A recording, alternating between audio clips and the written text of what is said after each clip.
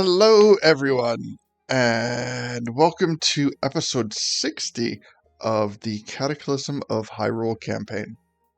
I am the creator and GM of the campaign, Puckfin. For everyone joining us tonight, welcome. Before we get started tonight, we're going to go over some introductory things. We'll introduce the players that will be joining us tonight, and then we'll get right down to it. So, first and foremost, for those who celebrate, Happy Memorial Day, and thank you for taking time out of your holiday to be here. So first thing I would like to talk about is the Discord server. The Discord server is where everything happens outside of the campaign. The Discord server has a number of interactive channels. We have chat channels, loot channels, artwork and link channels, and we currently have a voting channel up for what kind of macaroons we are going to ask Deacon to make. So, voting on that is still open. The only thing you need to do to vote is simply react to the flavor that you like. You can vote as many or as few times as you'd like, and we will be wrapping up that vote sooner than later because, well, we want to give them time to make it. But yes, so in order to do that, just simply go to the voting channel and react to any flavors that you would like to see Deacon make. Not a typical vote, but I always love to shove anything in the voting channel when we can. We've used the voting channel for many things in the past. We've used it for selecting AI-generated artwork for certain characters, such as the Faka Smith, the Rito Elder, and a number of other things. We have created entire characters utilizing our chat sessions in conjunction with the voting channels to create a few NPCs for the campaign. So yeah, definitely check out our Discord server. The link to our Discord server can be found on our link tree, which Lido has posted in chat right now. So also on our link tree, we'll also find links to our Facebook group and our YouTube channel. Our Facebook group makes event reminders for our episodes because we operate on a bi-weekly schedule for the campaign sessions, and those have been known to change from time to time. So keeping up to date with those, our Facebook group is the best way to do it, as well as our Discord chat. Our Facebook group also makes posts when our YouTube videos go live, so you can see it on Facebook as well. And another link on our link tree is our Cataclysm of Hyrule YouTube channel. So, as I said, we operate on a bi-weekly schedule. So what happens is on alternate weeks, we do chat sessions, and in these chat sessions, we do a number of things. We talk about things that have to do with the campaign. We are still technically doing a Legend of Zelda Isekai in Elder Scrolls II Daggerfall. I think we're going to be returning to that sooner than later because I have enjoyed it and I've missed doing it. And multitasking is not always my strongest suit, so sometimes I try to talk about things dealing with the campaign, but if I'm immersed in actually broadcasting an active video game, I'm not always great at conversing while I do that about. But it's been a couple chat sessions, and I kind of, want to get back to that. So either the next session or a following session, we will be returning to the Legend of Zelda Isekai. But the other format is simply hanging out, chatting. During the campaign sessions, I don't have a lot of ability to interact directly with chat, so the chat sessions give me that opportunity to kind of answer questions, converse with everyone, and really just have like a more relaxed and fun time. But those chat sessions, be it the isekai or simply talking, does not get loaded up to our YouTube channel.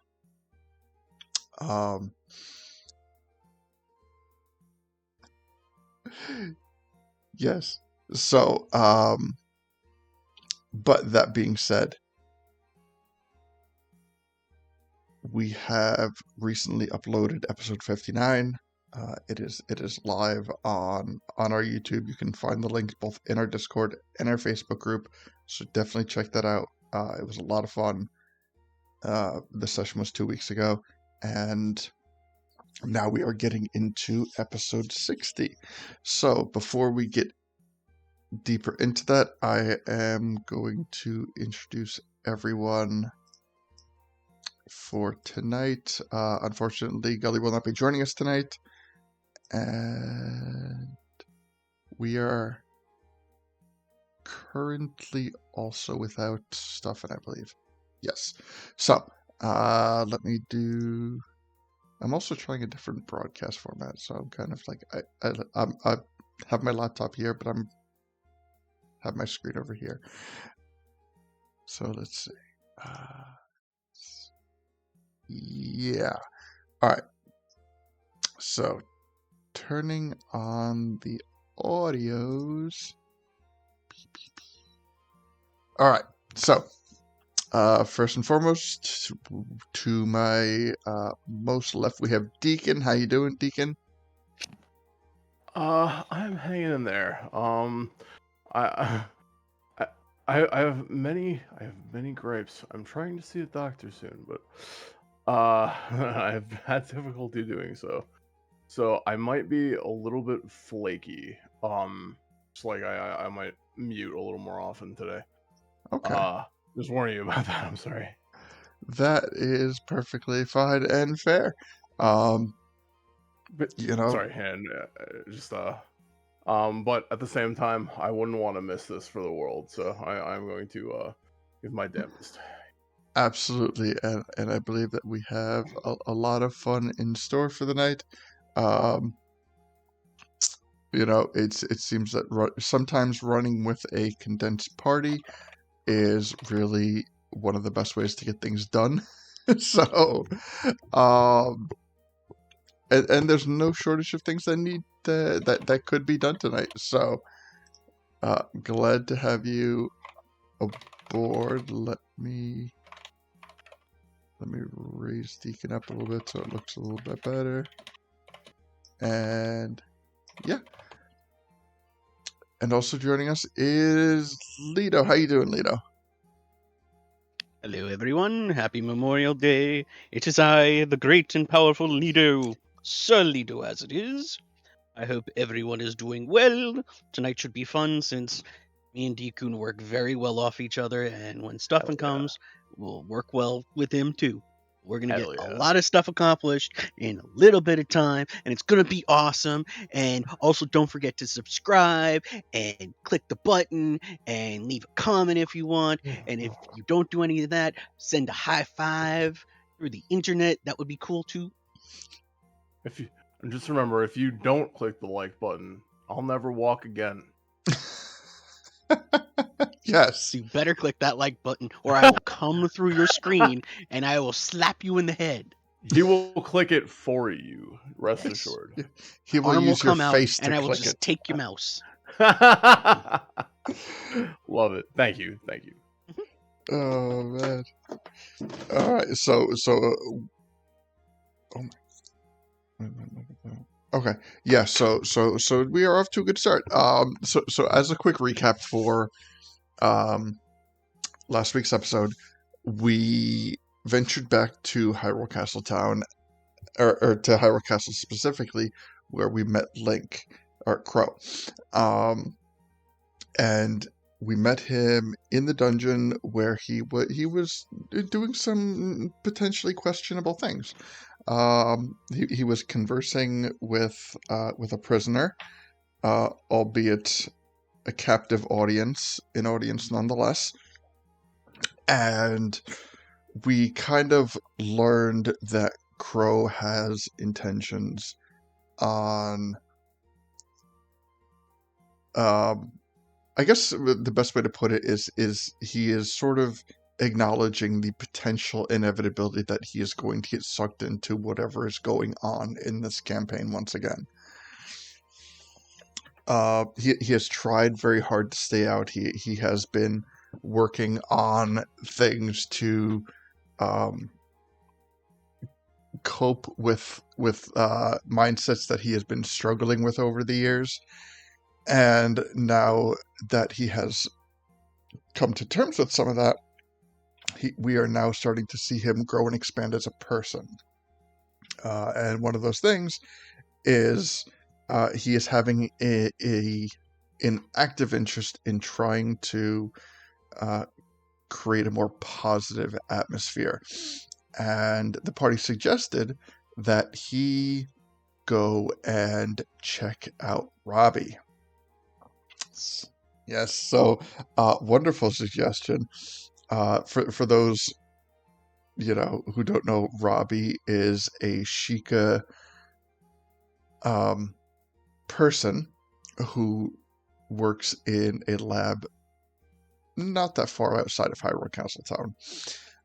His sister has been missing for quite some time, and he has used his expertise in science to begin to create a type of animatronic version of his sister to try to calm his grief. His sister, we have a number of sessions ago, we have scryed on his, well, unintentionally scryed on his sister. We have scryed on the Shadow Temple and found that the current person residing inside the Shadow Temple, the person who removed Bongo Bongo from the Shadow Temple, is holding her captive. We'll word it like that. Yeah. It is not a time-sensitive thing. I cannot stress that enough. But I often, as one of the things that I do like to stress as a GM is expressing things like this are important, because there will be things that are time-sensitive, and there won't be things that are time-sensitive. And right now, she is simply captive. Not exactly in the best state, but that really won't begin to progress or unfold until the party gets to that point in the campaign. So, again, no rush on that. Coming very soon.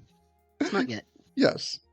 But no rush, because also I still have things that I need to work on with that. Because got it. We need to get there today. Start fighting so Puck has nothing. Nothing. So that is one of the things that I often talk about in the chat sessions is how I will construct and run a campaign. And running an open world campaign as opposed to like a more linear campaign is much more fulfilling for me and just how I function.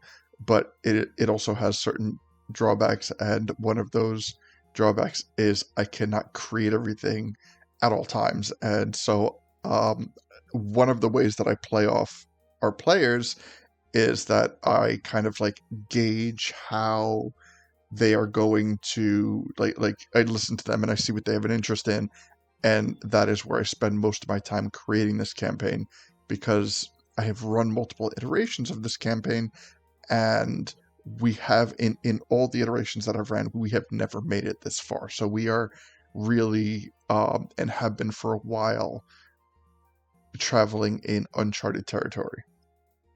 And it is as exciting and frightening for me as you think it might be. So, but yes, right now we are in Hyrule Castletown. We have reached a point where Crow has gone to converse with Robbie, and the party is now at a bit of an impasse where they can really take on anything that they want to take on. And by that, what I mean is we have done a good bit. We've spent a good bit of time researching phylacteries.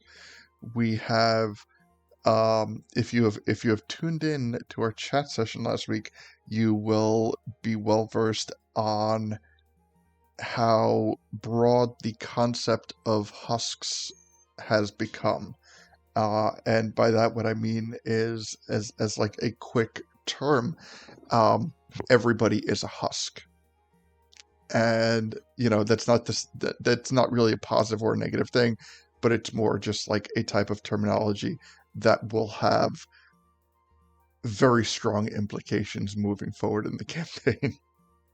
So, um, during the convergence that was the Cataclysm, all versions of every character, be it a player character or an NPC, was converged into a singular body. So all versions of Leto in the multiverse of everything resides within the body of Leto, which is the same as Deacon Stuffin, which is the same as Kato and Robbie and all these fun NPCs that we're dealing with.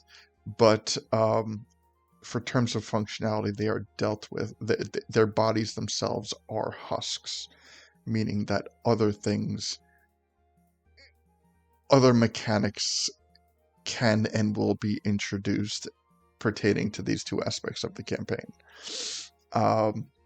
They're things that I have already worked on to begin to unfold with NPCs and storylines, and however that kind of like unfurls for our player characters has yet to be seen. But that being said, I believe we ended the episode with our party kind of like at the gate of leaving Hyrule Castle and entering Hyrule Castle town. So, by the way, quick question. Leto in chat, you said, I do, and I can help anyone if they need. What was that pertaining to? Basically, when you were saying that you don't pay attention to chat while we're going on, Oh, you have other things, I can help. Okay, wonderful. That's yes. what I'm saying. Oh, and I believe Also, welcome, Stuffin. Yes, we Hi, have a Stuffin. Wonderful, perfect timing. Let me get Stuffin situated. And we will begin as he gets his mic set up. Scene sources. Stuffin. Alright. So move Stuffin over his chat bubble. Alright. So just one real quick check. Stuffin, you there? Hasn't said anything yet. Okay, fair. All right. So it's probably still like setting up mic and all that stuff, but yeah. So we have made our way outside of Hyrule Castle. We have. I was gonna say before we leave, I'd really like to go see Ken. Okay, absolutely. I just want to talk to him for a little bit. So, if that's okay. Absolutely. Okay. So Hi, Stuffin. Still no audio from Stuffin. Not yet. All right. So with that, you make your way down the corridor where Ken's royal armory is, and all the clerical things, and you make your way into see Ken. So as you start to approach the armory, you can hear the very familiar sound of hammers smacking anvils. You can start to feel the residual heat that is pouring out into the hallway from the blacksmith furnaces, and you make your way. Hear me, by the way? Oh, there you are. Oh, hi. Now we can. Okay. Now we can. It wasn't working for some reason. Okay, thanks. Okay. Have you been able to hear us? Yeah, I've been able, and it's been flashing saying I was speaking. You just couldn't hear me. Huh, it wasn't flashing on my, I was looking at Discord, it wasn't flashing. Yeah. Discord's been having that issue lately, I've noticed. Discord. It's working now. Flashing. Yes. So, welcome. Hi. Hey, how you doing? What was that? I just said hi. Hi, Oh. how y'all doing? How's y'all doing? Good. Well, welcome aboard. How are you? Happy Memorial Day. Happy Memorial Day. How are you doing, Stuffin? Yeah, I'm doing pretty well. I've been chowing down at this big old feast, burgers and brats and hot dogs, and I mean pretty much Hell anything that yeah. you could throw on the fire. I mean, yeah. That sounds Yeah. awesome. Nice. Nice. All right. So where we're headed, because I do not believe that this. I don't believe this is an area where Stuffin has gone yet. But so, like, technically inside Hyrule Castle, towards the entranceway, there is a series of clerical offices as well as uh, a blacksmith room. This is where Ken was originally introduced into the campaign, as Ken is the royal armorer. So Ken kind of has like a dual purpose where he runs the blacksmith shop for the castle, as well as being part owner of D. Ken's armory inside Hyrule Castle town. So we are making our way over to see Ken, and we can hear the working machinations of the blacksmith of a blacksmith as we enter in to see Ken. And in fact, yes, from the last time that you were there, you can see that there are notably less suits of armor. There are notably less weapons, but no. This is a job that never seems to be completed, as Ken has. He is currently working on making some more sets of Hylian armor at this moment in time. And if I remember correctly, they sent a number of soldiers to fight off these monsters at the portals that were coming in to give us time to, can't remember what it was, to do something. Yes. And they were kind of confident that they were going to be able to do that, but they took huge losses. Yes. And that is why you are able to witness that there's far less weapons and armor in this armory compared to the last time you were there. So you are given kind of like, once you walk in, you are given almost, a brief, undeniable reminder of what happened as you take this on, and you realize that, a lot of these soldiers and townspeople just did not make it back from that portal attack. But as sad as that may be, in absorbing the moment, you realize that all the more reason that Ken needs to get back to work and continue to restock the armory.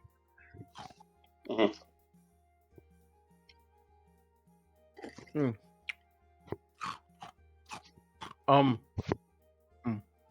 Sorry about the crunch.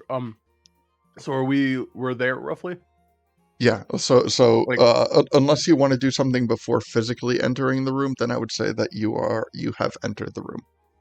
I just want to whisper to Leto, hey, Leto, I want to try something magical to do with Ken. I don't know if this is gonna be a thing that goes well or not, but Okay. it's important to me. Do you think I could move a special suit of armor into that room you have for a little while? Yes. But Mhm. I also had something that I want to see if we can get from like this place. I don't know who to talk to.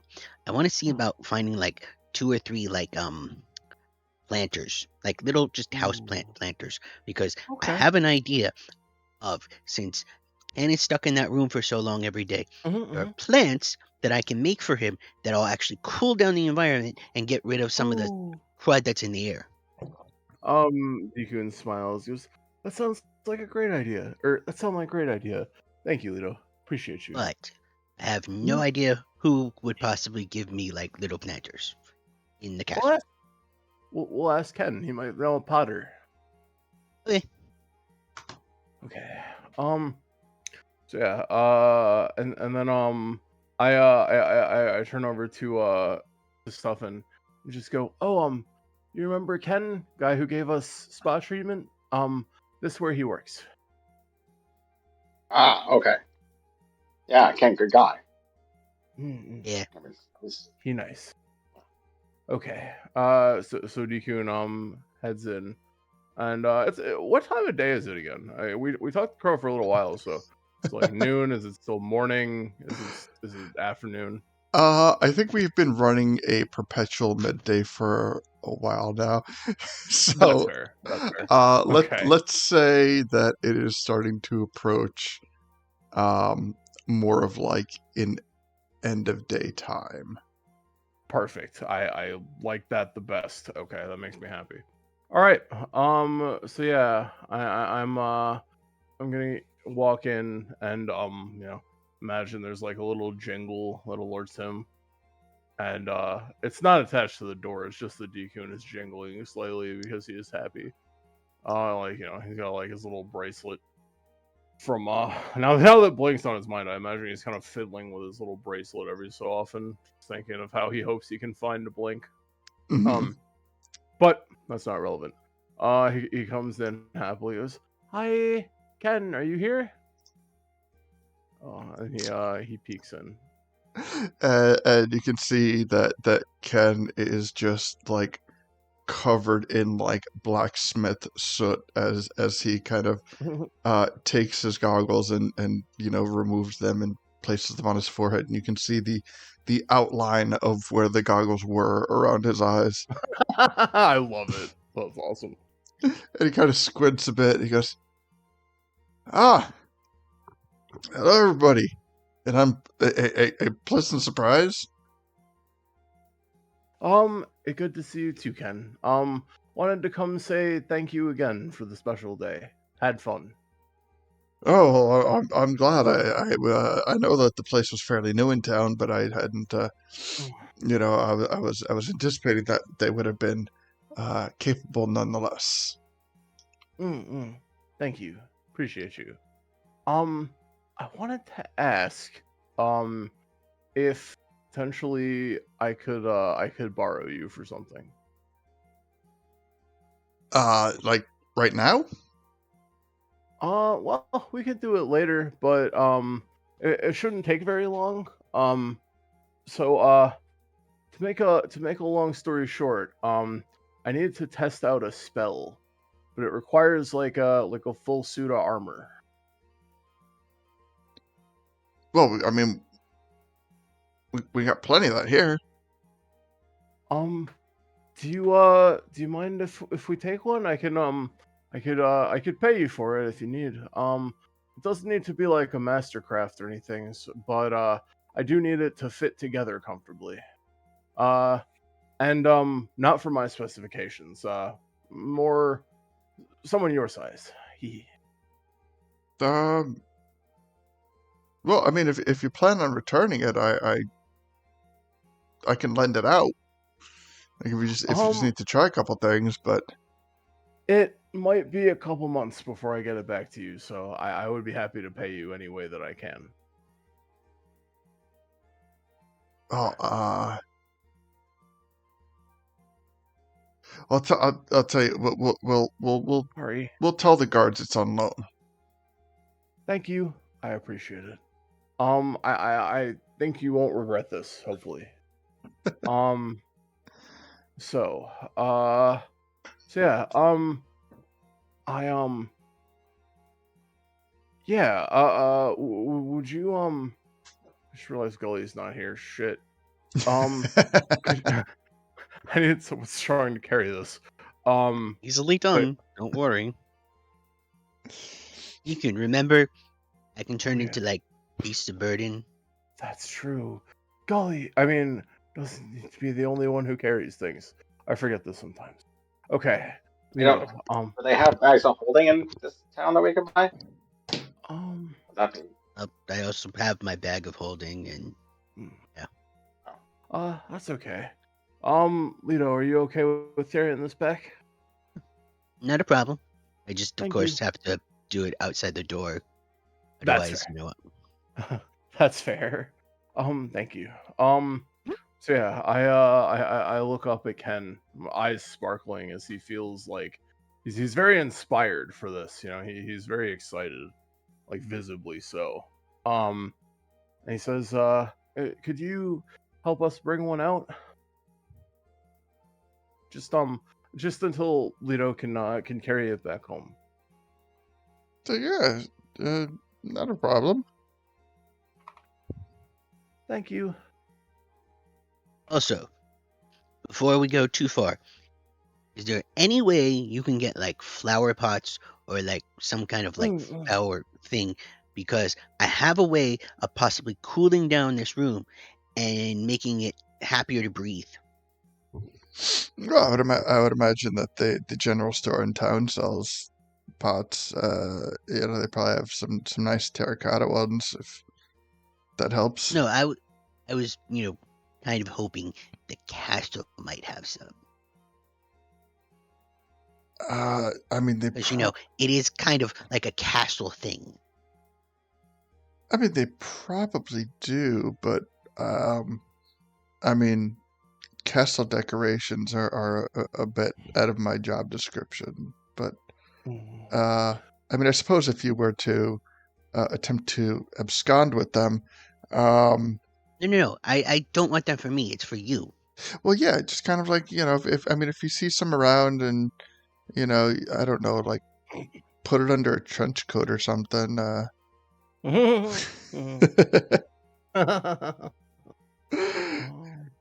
Oh, so you And don't know have any you? potters or anything? Oh, uh, sorry, Vito, I didn't mean to interrupt you. No worries. I was just gonna be like, Ken, do you really see me wearing clothes much? Vito uh, is too handsome for clothes. I mean, you could turn into a marsupial and maybe put some in a pouch, maybe. He's like, I don't know, just grab some pots. I'm sure it's fine. What are they Are gonna you do? saying verbatim that you wish for me to go steal some? I just need you to say it. No, So that way I know it's okay. I'm not gonna say that.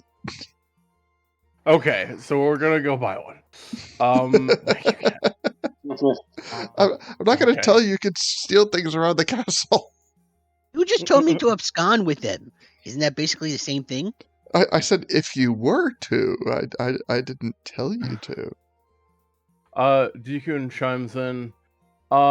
It's not stealing, it's the strategic transfer of equipment to alternate locations.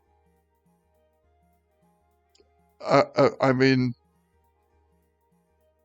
that's accurate. Ken, and I'm just gonna walk up to him and put my hand over his head and be like, "You're a good guy," and just cast create or destroy water and just kind of drench him with water. Nice. 1, to clean him off, 2, to cool him down, and 3, because the fact that you could have just said steal stuff.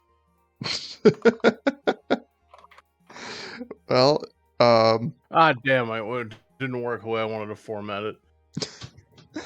so you just like see this like puddle of soot just start to like as it like washes off his body, it just pools on the ground. I clean it up with prestidigitation. The faint slurping sound. That was refreshing. Plus, now you're clean. It's true. Yes. Okay. So, Armor. yes, I if you could grab it for me, I would appreciate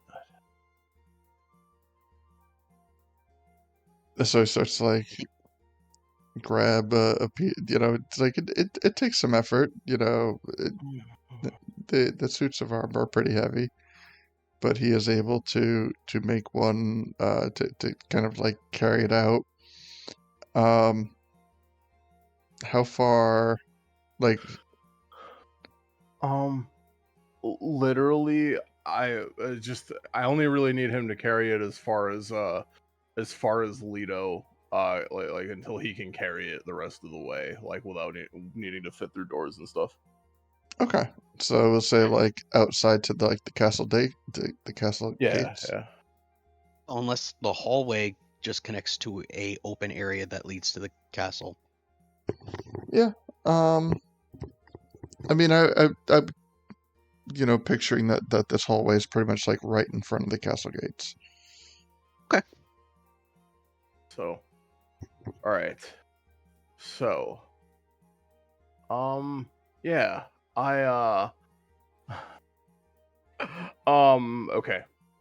So, I'm gonna as he draws closer, I'm gonna ask him. By the way, Ken, I needed to ask. I don't know when your birthday is. How old are you? 35. Okay. Thank you. Okay. So, what? Okay. And does he tell me what his birthday is in character? Yeah. We'll say Okay. it passed roughly 3 months prior. Okay, cool. Thanks. Okay. So, Hey, Lido. Yes. Lido, I got a question. Sure. Has Deacon ever asked you your birthday? wow, now I feel like a piece of shit. I don't No, think he's but ever asked. I haven't asked be him. Do you honest, think he's got a birthday coming up? What? I kind of just celebrate my birthday whenever. I love Oh, that. Marty, Fuck yeah. Marty really didn't tell me when my birthday was. He just would like randomly be like, today is the day that we're gonna celebrate you were alive. I'm like, and I would be like, cool. And then we would go surfing and go scuba diving, but without masks. And then we would eat sushi that night. Let's do that yeah, we need today. to do some new birthday parties. Okay. Okay. I wonder if Deacon was hinting that his birthday's coming up and we should throw him a party. Ooh. Lito will literally look down at Dekun and just put his hands to his face. His eyes go wide. Your birthday's coming. It is? Wow. I don't know. That's the point. Guru did much the same for me. Some days he'd say it was the day that he found me in the woods. I was Deacon was less born and more found, like most DQ scrubs. Well, we don't want to have to cut him open to see how old he is. That's what trees do. He's a foundling. I am but a sapling in a tree's world. I could try and figure it out if I take one of his leaves and see if I could figure it out. Be Druid and careful with his everything. leaves. Actually, that's a really good idea. just- That's kind of cool. Read me I like got this tea weird leaves, disease from his leaves. I wouldn't mess with them if I were you. That's fair. Well, I don't plan to eat it though, or drink it. That's fair. So Which also brings up a What's it? point. Stuffin, you have that thing going on with you, correct? From yeah, we should probably fix that. thinking. I can fix that. Oh, okay. Like they kind of flipped the switch. It hasn't been bothering me recently. But I can fix that so that way you don't have to worry about it. The only problem is I don't have a diamond that I need. a diamond. Oh. Well, we'll keep How our big does eyes it have to open. be? I run a jewelry shop. I'm sure I can get a diamond someplace. Let's see. How big of a diamond does it have to be? Where is it? It is 100 GP. Okay. Was it consumed by the spell? Yes, it is. Works well. Yeah, but it will get rid of it. And in Mhm. theory, it was like, we could also, in theory, try it on you, Decoon, because that Hmm. might get rid of it. Oh. But we'll talk about that later. First the armor, then we're going to celebrate our birthdays, and then Yay! Stuffin. I don't know how it works with pixies. Are we supposed to like take off your wing and then count like things, and then you grow back another wing? I mean, I don't know. I haven't done it that way. Mostly we just got hammered and partied in a hot spa. But Hammered. That sounds painful. Yes. We could go to I'm a spa sorry. though, or like instead Yeah, a hot springs, if you know what I hot mean, springs. Decoon. Yeah! Love that place. Hee. Life. I think Deacon doesn't know what it means to get hammered, which is understandable because he's kind of He's a the- tree, and when a tree gets hammered, it's usually a bad thing. It's like someone's supposed Exactly. to yeah. Exactly. Usually means somebody's getting cut down for lumber. True. You, Of you course, I don't hammer know to what that Deku means Scrubs either. is when they get built into furniture. I'm gonna Stuff, and I keep think, that gag running until the end of time. Sorry. Stuff, and I think you're the only one who actually knows what hammered means. Oh, it just means that we drink lots and lots of fairy wine, Oh, and Oh, cool. yeah, That does sound fun. and we smoke and we eat and we I don't know dunk under the water and blow bubbles and stuff like that. Usually, there's a and lot of nudity involved. Who the hell's That Bubbles? sounds good. What?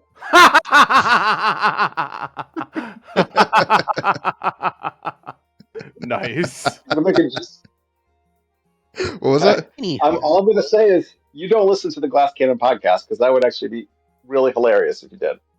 Oh no, I didn't. It's a Pathfinder actual play podcast, and Nice. they had a character named Bubbles, Father Bubbles. Like, that joke came up a lot. That's Yeah. Oh awesome. god. Yep. Yeah, we're more of like highbrow comedy here. Yeah. No. That's Uh, uh, so So, Stuffin, It's an do you awesome have a birthday? podcast. Yeah, I do. I don't know if time tracks in the same way as here. And oh my gosh, I mean, I got a lot of gray hair. I don't know. I don't know if we want to know how many years old I am because I forget how old fairies live, quite honestly. So I could be like 60 or I could be like 150. I don't know. Aw. So I, which I mean, one do you want to be? I feel like I always knew the number. Then we drink so much fairy wine that by the end of the night, I forgot what that number was. That's awesome. I love that. Oh, I mean, normally what I do on my birthday is I just roll like a D100 and see what it says, and then be like, oh, it's my 63rd birthday, or it's my 12th birthday. I love that. I That's do too. awesome. Interesting. Okay. So let's get the armor. Go back. Take care of everything. Okay. I'm gonna turn into. What would be a good thing? You guys think a horse, or should it be like a Like, mule? you want to carry a lot of stuff? Yeah. I need him to carry the full suit of armor for me. What are those big, strong creatures that have like a horn in the front? Not a Almirage? unicorn. Ah, yeah, that's it. I can turn into an ox. Ooh, that's To perfect. an ox. Yeah, So I turn that into an sounds ox. cool. Okay. So, with okay. So, all right. So so does kind of like load Leto up with the armor and stuff? Yeah. Like make it nice and secure? Absolutely. Okay. So, is it secure enough that I can stand on top of it? Like, Because not that the armor's like standing up, but I imagine it's like laying on his back, kind of. Yeah, And then I I can would stand say on it's top of it. absolutely, yeah. Thanks. Okay, because I want to be level with Ken as I do this, and as I get up to the like up there, I would like to just basically say to Ken, I'm I'm really making a wish that anything that happens to you, you will always be able to get better from, and that nothing can ever keep you down, just like you never let me down so far. And I'm gonna use my 9th level spell slot to cast Clone on him. Touch a creature or at Oh. least 1 cubic inch of its flesh. An inert duplicate of that creature forms inside the vessel used for the spell's casting and finishes growing after 120 days. You choose whether the finished clone is the same age as the creature or younger. In this case, I'm choosing 21 as prime. The clone remains inert and endures indefinitely while its vessel remains undisturbed. If the original creature dies after the clone finishes forming, the creature's soul transfers to the clone if the soul is free and willing to return. This clone is physically identical to the original form and has the same personality, memories, and abilities, but none of the original's equipment. The creature's original remains, if any, become inert and can't be revived since the creature's soul is elsewhere. All right. So I have 2 questions for you, Dekun. Yes. First, you have the like apparatus to put him in, That's the suit of armor. okay? Also, how are you gonna get the flesh off of him? I don't need it. I can ignore the spellcast. Like, you touch a creature or its flesh. It's literally if you were gonna like resurrect them. It would be like if you cut off a finger. Like, you don't actually need to cut off a finger. It says like here, let me you touch a creature or at least 1 cubic inch of its flesh. And then like full stop. Yeah. Suit of armor. Interesting. Yeah, so this way he respawns in the things that he tries to make. I of course don't tell him this. Okay. Okay. And I thank him for helping me practice, and I give him a hug. All right. So he reciprocates the hug a bit befuddled. And then what do you continue to do with the armor, I guess? All right. I wave goodbye, and we take it to Cito's. I'm going to put it in the little basement room in Cito's, All right. so that it is safe and nobody fucking knows where it is, because nobody knows that room exists except for, I think, me and Lito. I know he took me down there once, and I don't know if anybody else knows about it. Well, it does have a storm cellar door, so it is. Ah, okay. It's not Sorry. really hidden, but nobody goes down Gotcha. there except for like me. Makes sense. But yeah, so that I was gonna put it down there so that it is safe until the months pass, or really until the foreseeable future. Very I nice. don't know. I feel like. Oh, sorry. No. I feel like this is something Dekun has like wanted to do for a while at this point. Like, I think when you so just to explain slightly my reasoning for this, it's like Ken's kind of like been a major motivating force for him, but it's like we have fairies that can heal us. Ken doesn't really have anything like that, you know. But like, Could. I feel like he could, but I feel like we're at a draft point in the campaign where like people are gonna start dropping pretty soon, and I want to make sure that Ken isn't one of them.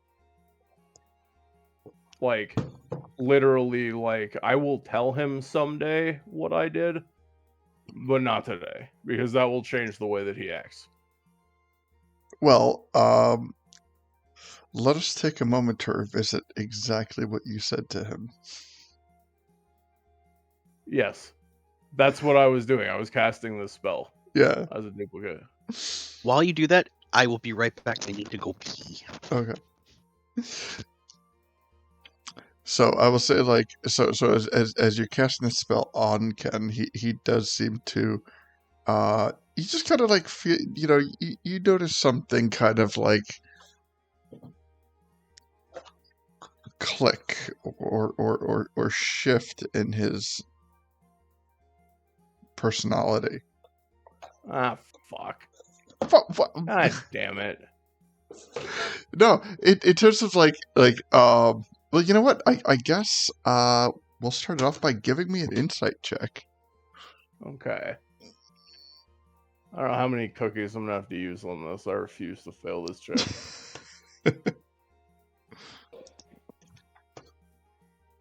Got my fucking credit card ready. Alright. Insights. Do you have inspiration? You could probably use too if you need. Okay. I have a 12. Let me just okay. Do we have any banked cookies? The Gully might. I Oh know what yeah. he'd say. He'd say go for it. So. Oh yeah. We Can you have just tell me how many we have roughly? Yeah. Let's see. I'm gonna bring it up now.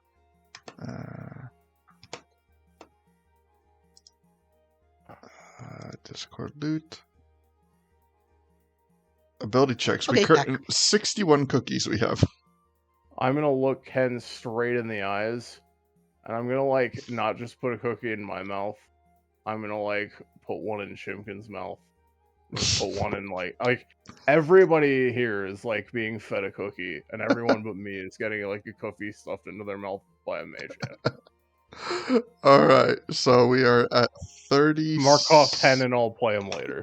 Sounds good. We are at 10. All right. So that puts us at 37. 37 is a good number. I'll keep that. Ability checks. All right. Altering that. All right. Bam. Okay. You have instilled Ken with a sense of invulnerability with the words that you've said to him. God damn it, son of a bitch. Like, he doesn't entirely know what you have done to him, or like what you have done in general, but there is, like, he has a great amount of trust in you. And that is kind of like what he has gathered from these words, is that Okay. he feels that he possibly in some way has some sort of like divine protection or something, like he's feeling pretty good. That's good. That's good. No, I make those noises in real life, but Decoon is just happy. He gives him a hug. He says, you've taken such good care of me. I wanted to give something back to you. You'll find out what it is someday, but until then, it is a surprise. I just know that I care deeply for you and your family, and you are mine as well. This is, well, absolutely, the feeling is 100% mutual, and I value you as far much more than a friend. Yes, I give him a hug from like standing tippy toes on top of the armor. I imagine Ken's probably like a reasonably big dude, just by nature of like what his job is. Yeah, he's close to like 6 foot even. I would say he probably weighs about, like, he's tipping the scales around like 300 pounds. Like, he's a big guy. Nice. I feel that. Yeah. Decoon is short. He's like 3'3" or something. So on top of the ox in the armor, he kind of has eye level. Yeah. But yeah, Decoon is like visibly very happy. He says, "Okay, we have to go make sure this is safe now. Thank you, Ken. Goodbye." Still a bit, confused, but a nice, interaction for the latter part of his day as he makes his way back beyond the castle gates. Nice. I really hope. You know what? Yeah, I guess that's the idea. You know, let's.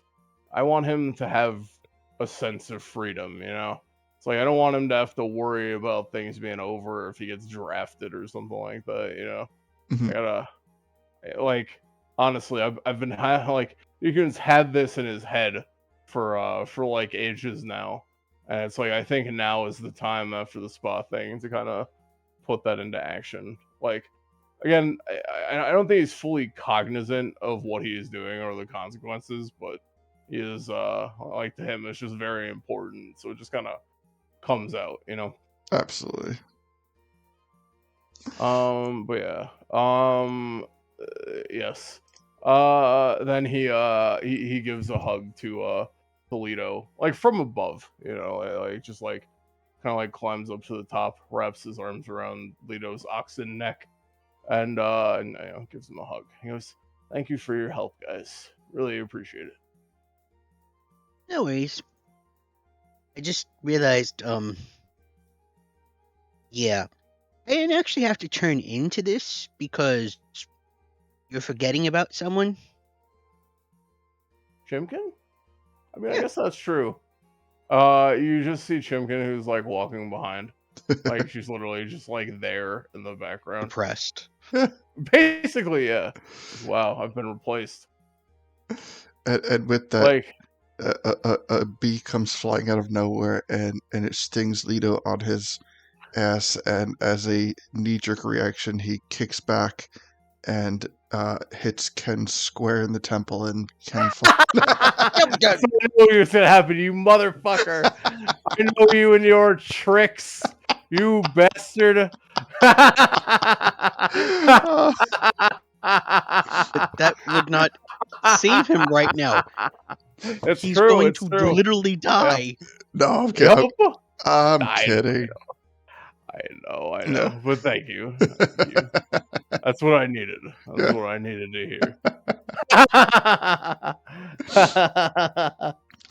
But yes, no, I trust that Ken is in good hands now. Yes. He is my precious baby, even though he is a 35-year-old man.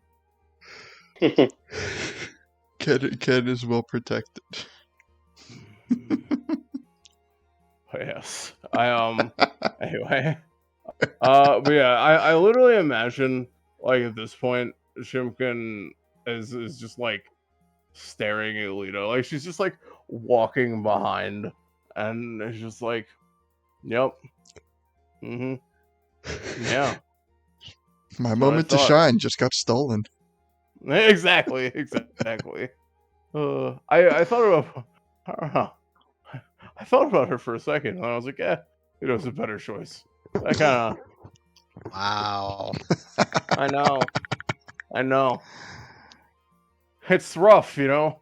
When we found out she couldn't fit into any of the dungeons, I had to make new friends, and now she's like the old best Oh, friend, so it's kind of wow. awkward. Hey guys, You know what I mean? what you doing? Yeah, exactly. Going to another Exactly. dungeon? Oh, I bet that's real nice. Literally, yes, exactly. So mean. So Just terrible. like, oh man, it reminds me of that one time. It's like going to a theme park, but you're too fat to fit on the rides. Yeah. Jimkins look at it. It's like, yeah, I saw you riding on Gully's back. That brings back old fond memories. Exactly. She's like, yeah, well, you know, huh? Yeah, he's great, but nobody ever tried to eat him. Oh shit. Yeah, Yeah. you know, it's just like, sure, he's perfectly succulent. We are slowly building the true villain of this campaign. Oh my god. Evil Jimkin. What a twist. Oh my god. Literally, it's like she learns to be a caster and like disbands the Yeah. connection. Oh man. Oh man, she just full on becomes like some type of like sentient deity who like breaks just shatters shackles of that which binds her. She's been celestial this entire time, so Right. she like takes up her true birthright as highly as lower, like highly as chicken. Yeah. Yeah. Opens up a place called HFC. Some Hylian fried chimkin. Love it. But yeah. So yeah. Man. Sure is nice. All right. So I imagine you make I your way to used to be the only one Cedos to actually drop the suit of armor off. Yes, we drop it off. And yeah, we're headed to see those. All right. So heading into Cedos. Where are we at with Isaac's notes? Oh. like are there any notes that the party needs to kind of like touch base with Isaac? I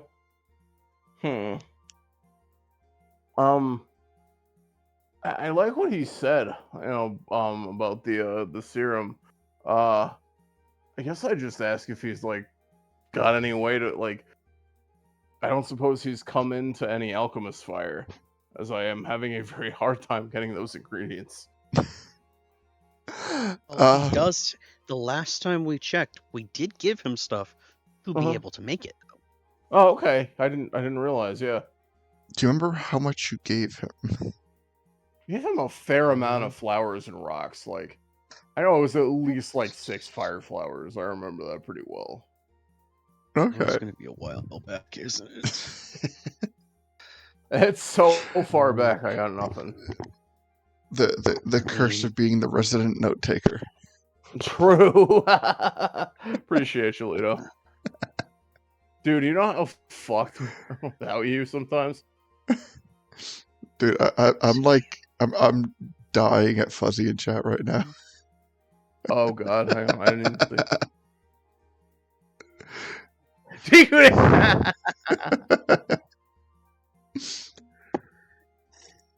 Okay. Become. Oh my god. Oh man. If Chimkin had thumbs, you would be underneath them. Ruling with an iron wing. Chimkin is your kin no longer. Now he is Chim Okay. King. So I have an answer to the Okay. question. Okay. Yes. For the flowers, Uh-huh. gave him a total of 23 Ooh. Holy shit. because I've been able to grow them, so I can grow them. Oh yeah. Okay. All right. So, And I know we have the list of ingredients that we can check on if we need. yeah, I'm gonna... And I know we brought back. I think the only thing we were waiting on was the water from the Zoran Falls. Oh, I have 12 water skins of that. The only other piece I think might have been the Zoran Flint Rock. Ah shit, yeah, I don't have any of that. Because that we don't have. But the Yeah. lava from Death Mountain, I'm pretty sure we didn't bring back either. So We all we have got- is the we water got- and the flowers. I am almost certain we brought back magma rocks because I remember picking them up while we were No. mining. Not magma rocks, literally lava. Lava. Which I mean, I don't know how we theoretically would have brought speaking, that back. I mean, you could. I would say that magma rocks would work as, you know, there would be no like you would bring it back to him in like, you know, magma rock form, and then he would have to reheat it. Mm-mm. You know, the odds of getting actual like flowing lava back to him at Death Mountain, I don't anticipate would be something that he would do. I feel like that would be incredibly dangerous too. Yeah, very possible. So, okay, so just to reiterate the recipe, 1 ounce of lava or magma stones from Death Mountain, 3 ounces of water from the Zorn Falls, 1 Zorn Flint Rock, and 3 fire flowers will produce 1 alchemist fire. Okay. Because I have literally 12 full water skins that hold like a gallon each. Okay. And that is So, like, that is actually, like let me look how much a water skin covers. It might be a liter. Well, let me just like logistically. 4 pints. That's pints. okay. So a pint is 16 ounces. Oh, okay, cool. I thought it was all right. So it's basically a liter. 4 pints is basically a liter. 4 pints is Oh, 4 half pints gallon. is 2.2 liters. Okay. All right. Yeah, it's half a gallon. Okay. Sorry, dude. I can't do this, man. I'm not good. Listen, we are not going to take American units, convert them into metric units, and then bring them into an imaginary video game. Fair enough. It's half a gallon. Let's do that. Yes. Okay, so I have a question then. Yes. Sure. Going with the spell create or destroy water, it doesn't say that I can't be like, I want to create Zoran Fall water.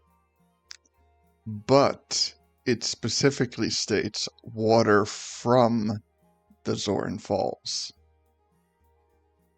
And you can create water, but you cannot create water from a specific area. Like has to leach in the minerals like Poland Spring. Yeah, like say you want a bottle of Poland Spring and you end up with that, that Dannon crap. Oh God, why even exist? So Lita would understand that there's something, very powerful and mystical about the water that is specifically located at the Zorn Falls, I was and gonna ask if there's oh sorry, and that is like part of kind of the importance of the recipe. if I play the Veiled Falls song that I learned to it very painstakingly, if I play that song to it, does it become magical? That is a joke. No, I was gonna say, never hurts to ask, but no. Good to know. Good to know. But yeah, I will leave my 6 gallons of Zoran water with Isaac. Okay, so we have. You know what? I am going to start to wait. Do I have?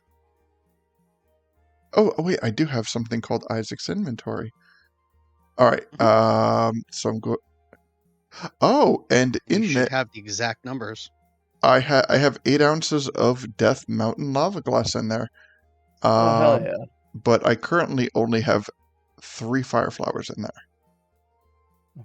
I have that noted. What did you say you had, Lito? How many did you grow? I said like 23. 23. All right. So you know what? I'll probably say I just forgot to. It was a typo. And even if it wasn't, you can grow. So we'll keep it at 23.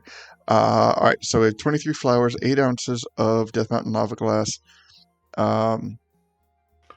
6 gallons of Zoran water, Zoran Falls water. All right. And a partridge in a pear tree.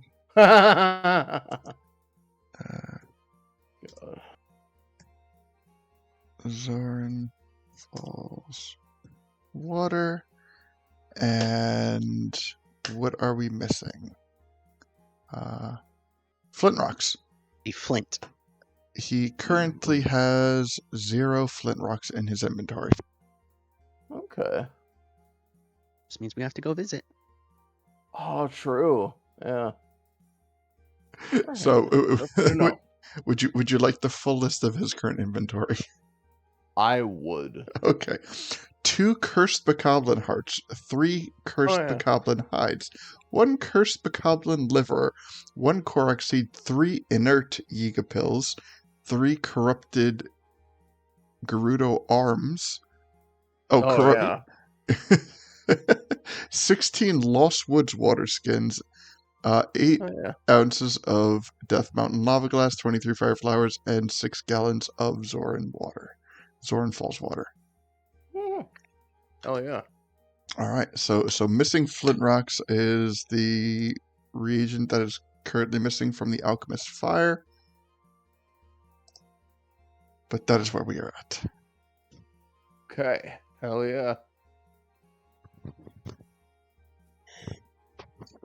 So I would say at this point, before we go venturing out anywhere, we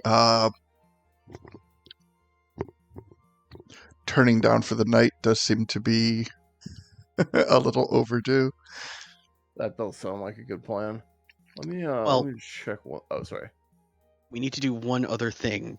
This is Mhm. Okay. kind of important. Okay. Well, Mhm. I'm not making you turn in for the night. I'm simply saying, like, you might want to avoid, like, big travel plans before turning in. Oh no, it's not going to be like traveling. It's just when we put the armor downstairs, there's something that happens. Oh, do Ooh, tell. yeah.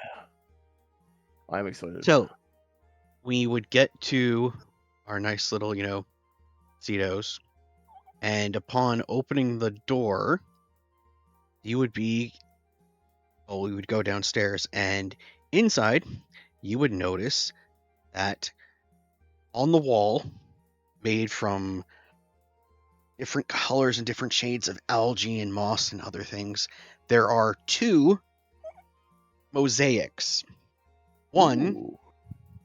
is of Afine. Mhm. Or no, sorry, not Afine. Lynette. One is of Lynette. Now, And the before other... you go further, Go ahead. does anybody make that trip up? Does anybody call it a fiend and then you have to correct and say Lynette? Oh, that was just my brain slipping. I'm like, Okay. the other one is of Beatrice. Aw. Aw. I've been using it to kind of remind myself of what she looks like, so that way I can scry and find out what she's doing and whatnot like that. Because I know Gully might say he doesn't care, but he probably does in the back of his mind. Gully does. Gully. Okay, so to revisit this, Gully was put into a very difficult decision when he was looking to become the fire mage, the fire sage. I'm sorry. And one of the questions that the former sages had asked him is, was he willing to give up his worldly attachments in order to become a sage? And his initial answer was that he regrettably was, and in conversing with the fire sages, they reassured him that his earthly attachment or his worldly attachments were part of his source of strength, and to not give up on those things. So that thing being or at least one of those things being that he has been searching for his missing wife Beatrice since episode 1 of this campaign.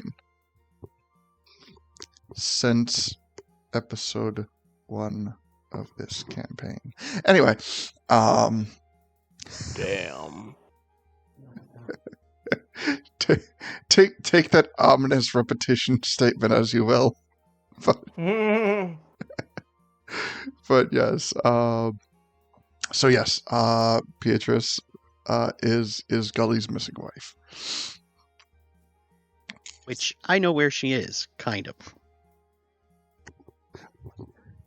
Because I've seen what she's been doing and whatnot like that. Because I have scried on her before. That you have. You know that she is alive and well, and that she is that she's up to something. Yes. But yes, those are the 2 things you see down there, besides a grove of mushrooms that I still have not given to Superb yet. I've been growing because a long time ago I made a deal that I would, find them and get them from Lake Hylia and then get them to him. Yes. Yes. Have those. Hell yeah. Oh, yeah, that's what's downstairs. Other than that, we put the suit of armor in, I guess, a corner Mhm. so it stands up since I don't have an armor rack. That sounds perfect. Yeah, corner sounds good. Does anybody have any magical abilities that can make an armor rack? I, in theory, Nope, could fresh grow lines from the wall to keep it up. Oh man, that's kind of awesome. That Yeah. Well, sounds actually red. So thinking about the logistics of the matter, if Ken were to revive into a pile of armor, Yeah. I'm thinking it would be like that, like the ending of the first Ted movie where he got like restuffed. Like some of my stuff got put back in the wrong place. Oh god. Not. Oh, you know what? I'm gonna bite my tongue and continue to not comment on that because, yeah, yeah. So you take time to create it so that the armor is standing as a suit of armor. Yes. Thank you. Thank you, Lito. I really appreciate you helping me with this. No problem. I do explain to you what I just did. Okay. No problem. That's what friends are for. Thank you. I do just kind of say, please understand, would have done this for you if we didn't have fairies, but we have fairies, Understandable. so I give Lito a hug. Say, it's good to have you back. You know, it was very different with you gone. I'm glad that you are back. Good to be back. Mm-hmm. But yeah, so, let's see. Did you want to come to the Faka Witch with us? Was thinking maybe we could head there today. Depending on what you guys were It's thinking. kind of late Well, at night, tomorrow. isn't Sorry, it? tomorrow. Sorry, I realize I speak ahead of myself. Tomorrow. Sorry, night vision makes me confused sometimes. Stuffin, what do you think? I don't want to wake her up today. That's fair. Yeah, let's maybe head out Unless tomorrow. there's like cool witch stuff that they do at night. Do you think that they do cool witch stuff at night? Oh, that's true. That is probably true. She'll invite us. We're not waiting for what's his name, right? Yeah. Oh, Gully. Andy? I think he means Andy. Yeah. Oh, right. Okay. Andy. Yeah, I guess we do need to talk to him. I guess we'll meet up with him in the bar tomorrow. I'm sure he'll be there.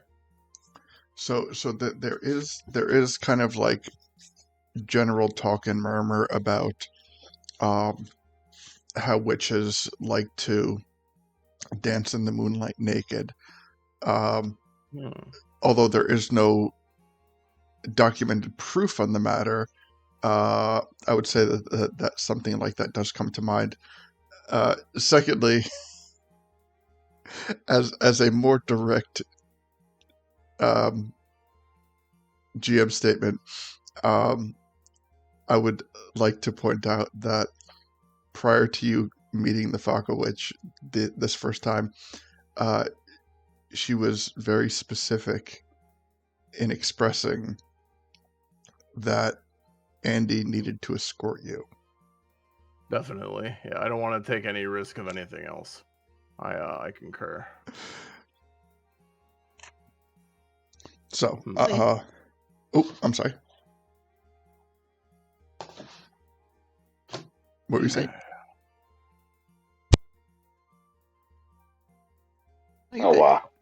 We probably need to wait till tomorrow and get Andy. That's okay. I need What? to stop by a cafe anyway. Good call. I guess the one thing, what we should probably go over what we wanted to talk about just before we commit to going there tomorrow, if you know what I mean. Like, I was thinking like, yeah, I kind of I'm not gonna lie, I forgot why we needed to talk to her again. I know there was a couple of good reasons, but honestly, I cannot remember them due to my brain failing me. As it's been a minute since we got to talk about this stuff. I think one of the things that I was curious about was just like the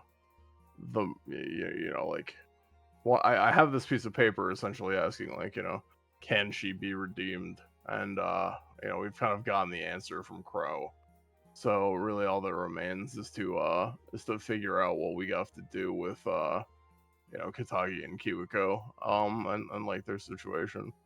So yeah, like I actually to be honest with you, and I'm not saying this this is a personal failure. I don't remember what the visit to the Faka witch was for at this stage. I know she was on the menu, but I kind of forgot. I'm sorry. We were basically going to ask Oh, her wow. if what happens when we, decide to get rid of Trixie or whatnot like that, Gotcha. or get rid of Kiwiko. Mhm. How does she get Trixie? What exactly did she give to Kohage? What kind of power she got? Is there any way we can break the deal and basically strip her of the power and keep, Trixie alive? Something like that. Okay, that sounds about right. Yeah, I think that might be the play. I would like to see if there's any way we could separate the two exorcism style. Like just kind of get rid of the Kiwiko factor and focus on the, the Trixie factor, if that makes sense. So yeah, okay. I'm gonna check real quick if there's anything I need to do before we bed down for the night. I don't think that there is. Okay, yeah, I think I am good.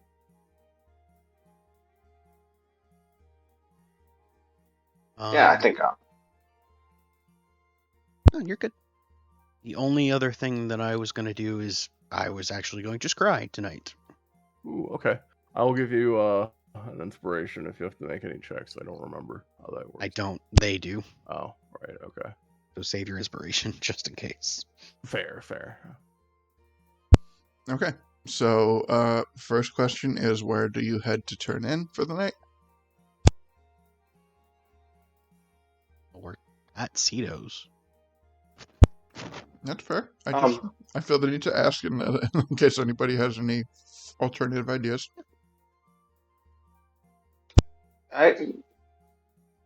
Stuffin's going to go back to his jewelry shop. Don't you have someone living there though? Yeah, I do. One of my employees. I forget her name. There's what is her name? Oh, Give me jeez, a second to look it up. I forgot her name too. Shelly. Shelly. Okay. All right. So we have Stuffin going to his jewelry shop. We have Deacon and Lido staying at Cito's. So we will talk about Stuffin first. Okay, so Stuffin, you go to your jewelry shop, and the shop is closed. Things are turned down for the night, and Shelly is just kind of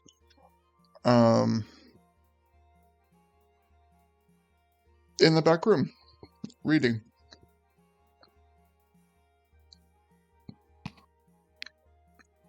Hey, Shelly, how you doing? I'm Oh, gonna Mr. crash here for the Stuffin. night. I hope that's okay. Oh yeah, sure. How's everything going? It's going good. You know, we had a good first day. We were able to flip, you know, a little bit, make a little bit of rupees, and yeah, there's talk in the town as she kind of like closes her book, you know, puts a little like bookmark in it and sets it aside.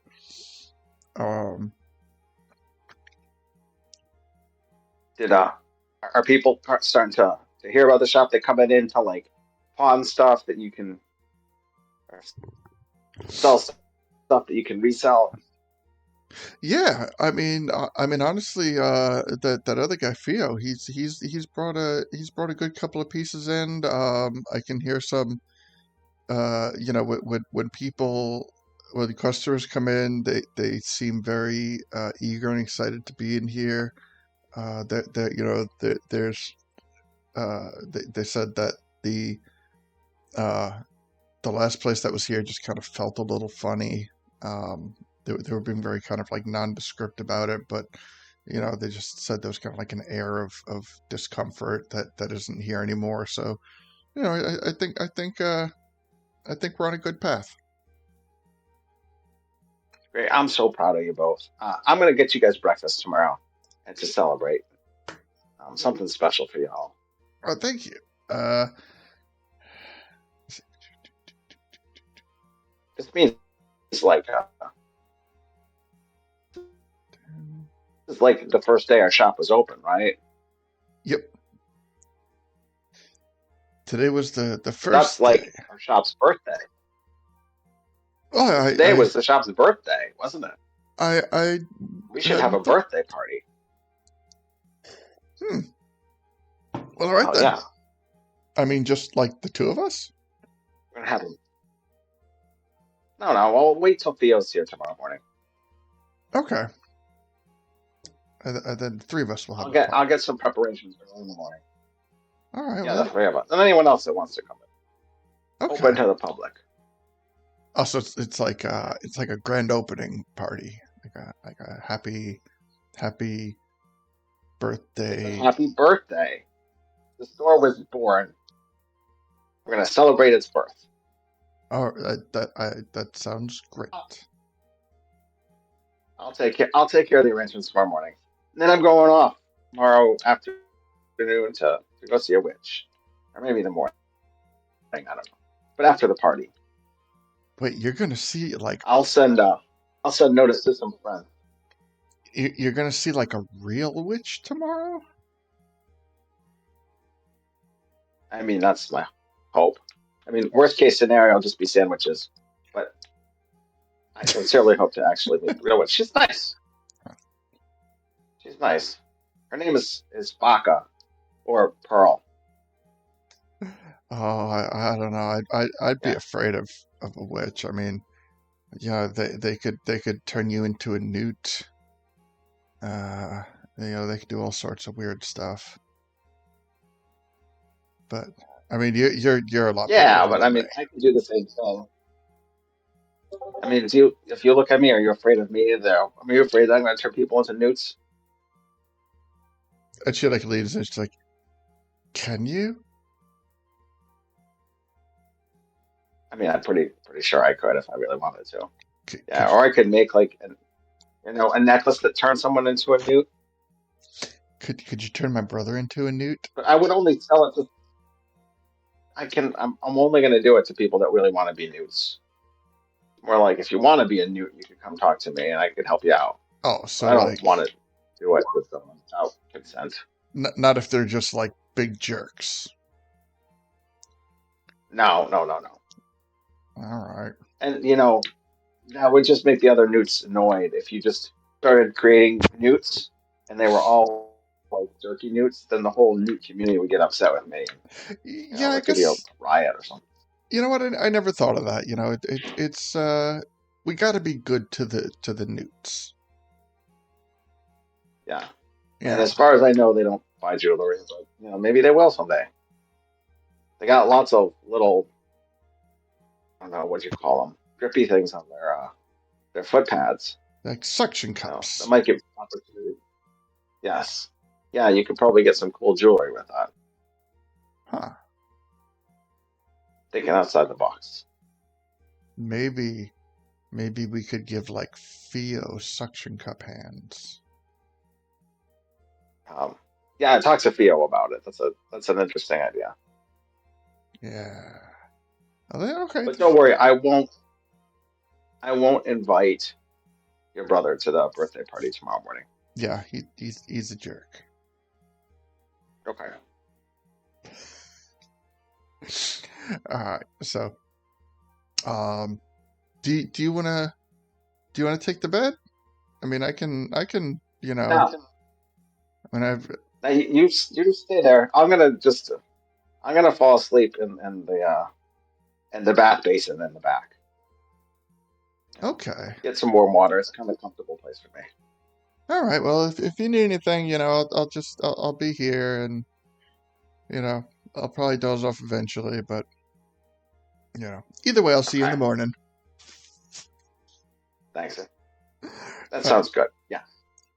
All right. So as she turns back to her reading, is there anything that you kind of like want to do in the shop before you turn in for the night? Yes. He's gonna go. He's gonna get a box, and he's gonna put a piece of jewelry in the box. But I'm not gonna tell you at this point what that is. A little bit of a surprise.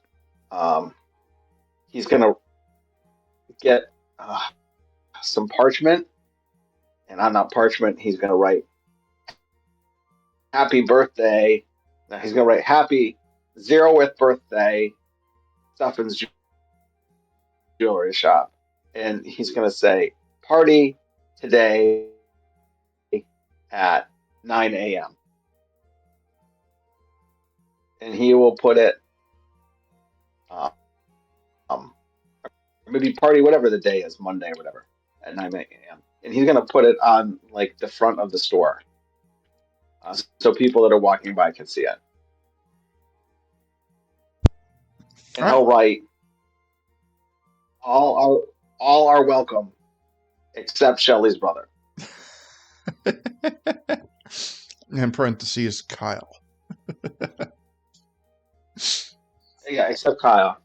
No, it says like in parentheses, it's like Kyle, comma, you know what you did. Close parentheses. Yes. Yeah, because if we remember, like Kyle was the person who literally took all of her belongings and threw them out of the house and essentially kicked her out when she got the job. Mm-hmm. Okay, sounds good. Yep. All right. Anything else? I think there's some other preparations that will take place tomorrow morning. Okay, sounds great. All right, so now But that's it for we will travel back to Cito's where Deacon and Lido are, and how is your turn down for the night going? What are your preparations for the upcoming evening and following morning? Well, Deacon's headset died, so he just wanted me to tell you that. Okay. Hey, Yikes. sorry, I just got back. There we go. Welcome back. Sorry about that. Thanks. My headset died. It ran out of battery, and I had to go digging for a wire. Anyway, sorry about that. So what do you want to do tonight before you go to sleep? If anything. Can we learn to read for an hour? Sure. Did we already do that today? Not yet. Oh, perfect. Let's learn about reading. Let's talk about stealing. Because I'm very proud of my acronym. Okay. Okay. Nobody picked this up. Strategic transfer of equipment to alternate locations. STEAL. Get it? Nice. Thanks. Anyway, yeah. So I feel like we're in for some hooked on phonics tonight, and then I'll call it a night. I imagine he just like falls asleep over his like signature. Like he's like at the part where you have to like write the word out 3 times, and he's just like falling asleep, like drooling onto the paper. Nice. Mm.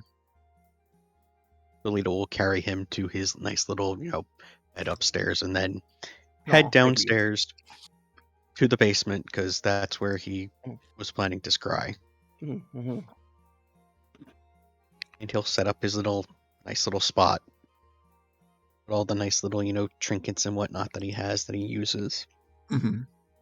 And then the first person he would like to scry on, I want to scry on Blink. I want to see where he is. All right. So, Blink. You want me to put the spell in chat? Yeah, because you know what? Yeah, let's discuss scrying for a moment. So, you can see and hear a particular creature that you choose that is on the same plane of existence as you. The target must make a wisdom saving throw, which is modified by how well you know the target and the sort of physical connection you have to it. If a target knows you're casting this spell, it can fail the saving throw voluntarily if it wants to be observed. Knowledge save modifier, second hand. Right. Knowledge save. These are all the Yeah. pluses or negatives Yeah. to their roll. Right. Okay. So let's see. Where would that fall with Blink? Did you meet Blink? I met Blink. I bought something from him. Okay.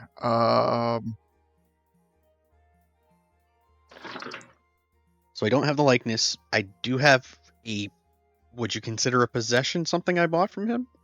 Yeah, I would say that. So I have that. And I have met him firsthand. Mm-hmm.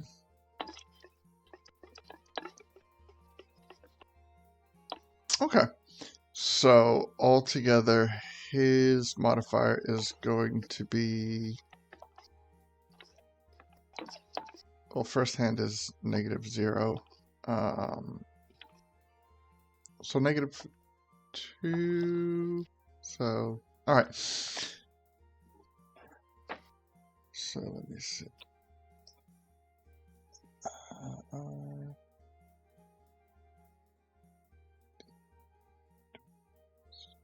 Two.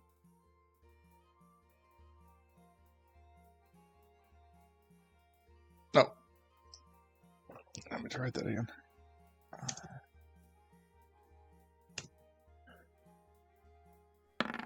Okay, so we're sitting on a 10.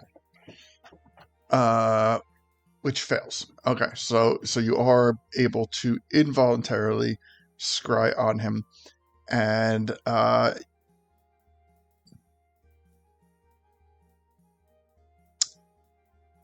so excuse me.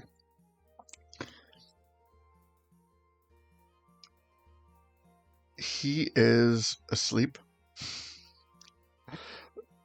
next to a campfire. Makes sense. He has a rather sizable backpack with him, and he, from what you gather, from what you're seeing, it appears that he has taken up somewhat of potentially a traveling merchant life. It looks like he's out somewhere in Hyrule Field,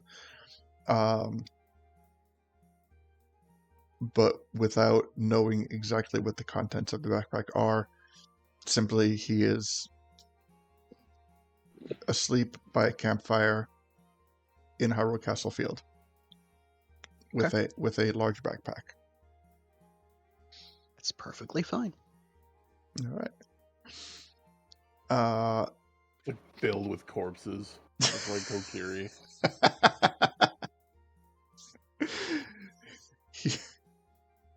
I can go a hell of a lot darker than Okay, that's fair. That's valid, honestly.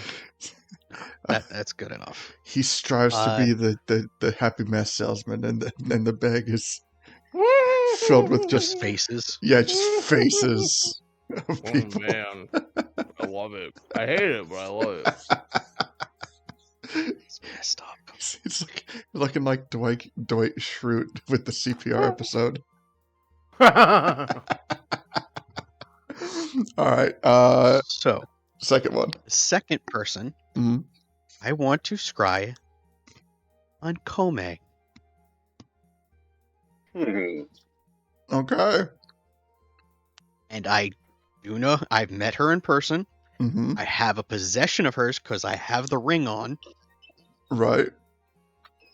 All right. So So let's see. Oh, you physically have a piece of her at some point too. I feel like you have that at some point. I I don't swear remember you having put a her piece of her. mangled corpse into your bag of holding. I did, but remember it disappeared. Did you not get any dust from it or anything? I thought. Last time I checked, there was nothing in there. Fuck. All right. Fair enough then. All right. So you have a possession or garment. You do not have a body part lock, hair and nail, or that. No. And also, just so that we know, the spell DC isn't 16, it's 21. Oh well. Honestly, there's given them. Yeah. So we'll just consider it. We'll consider it a fail. Okay. So I don't go unveiling certain things.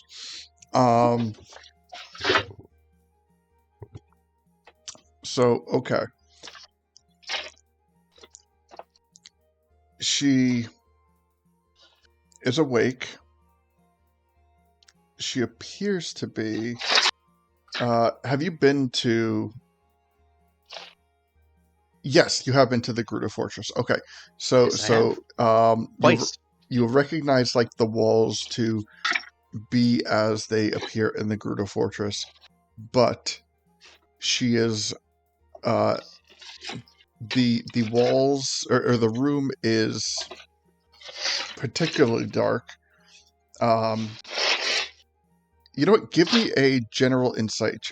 Give me give me an insight check so I can say certain things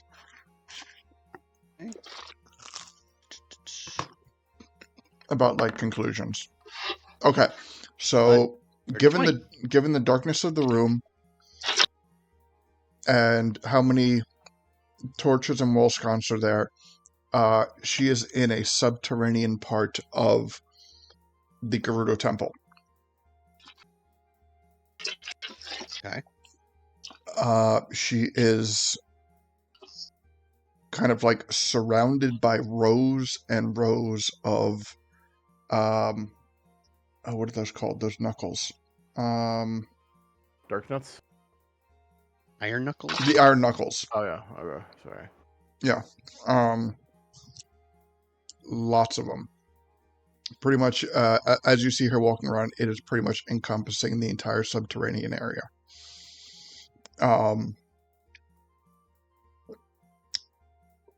What are you paying particular attention to? First of all, looking to see. she looks incredibly youthful. That's one of the biggest things that I was checking to see Yes. what effect the spell might have had on her. And then, does she have any new, like, items on her? Is she casting a spell? Type of things. She's not really casting any spells at this moment or anything like that. But with that insight check, you can tell that there is something bothering her. And by that I mean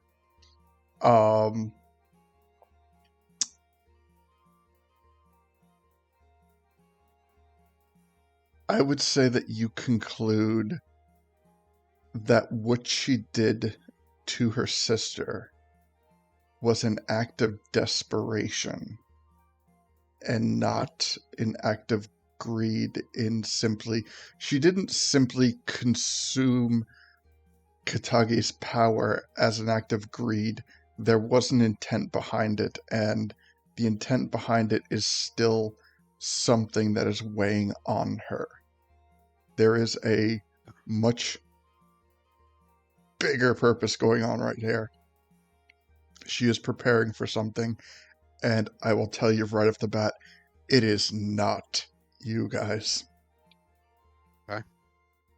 The other thing I just want to see, since she's in a subterranean area, you said under a temple, can I tell what material the floor is so that way I can tell if it's a temple we've visited already or if it No, might be the temple that Afine's father is in?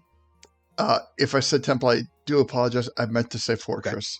Okay. So she is currently residing in the Gerudo Fortress, in a subterranean part of the Gerudo Fortress.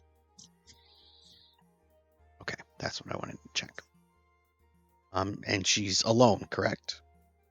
What I can see? Aside from the Iron Knuckles, there is nobody else present with her. And not saying anything or anything.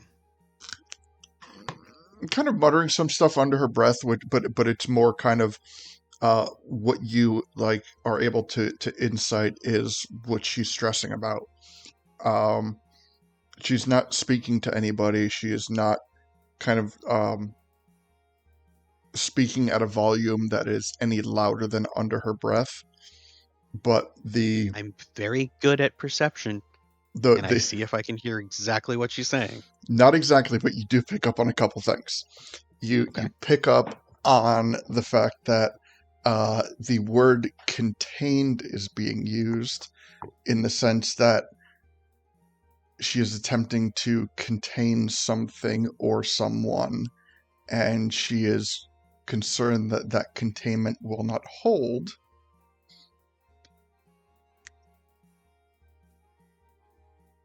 Okay. And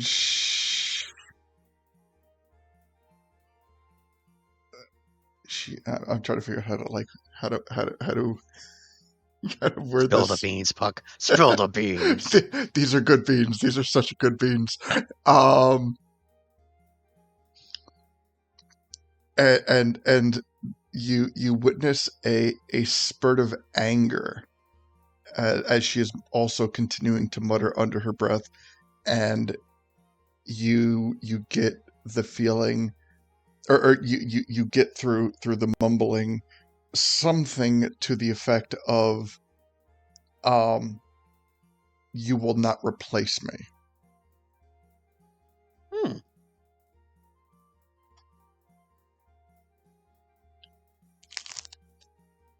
Okay. So those are the two things going on with Kome right now. Okay. She I have 10 minutes, so okay. I will watch her to the full 10 minutes, see if there's anything else I could pick up or whatnot. Okay. So in doing that, she has expressed, she has noted that she is containing someone or something. She has noted that which she has contained is, from her perspective, trying to replace her in some form or fashion. Okay. But, other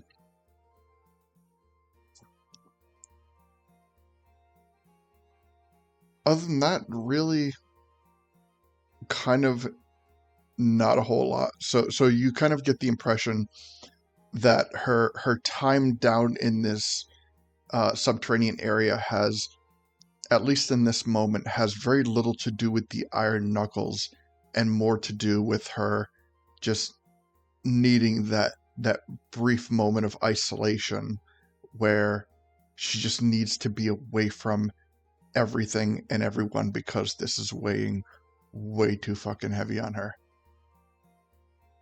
Okay. All right. Once that's done, I will go upstairs, or actually go to my pond, and I will go to sleep. All right.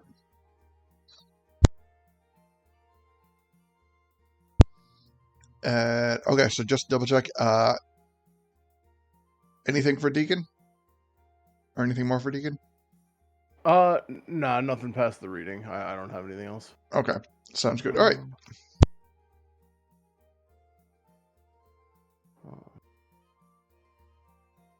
So everyone turns in for the night.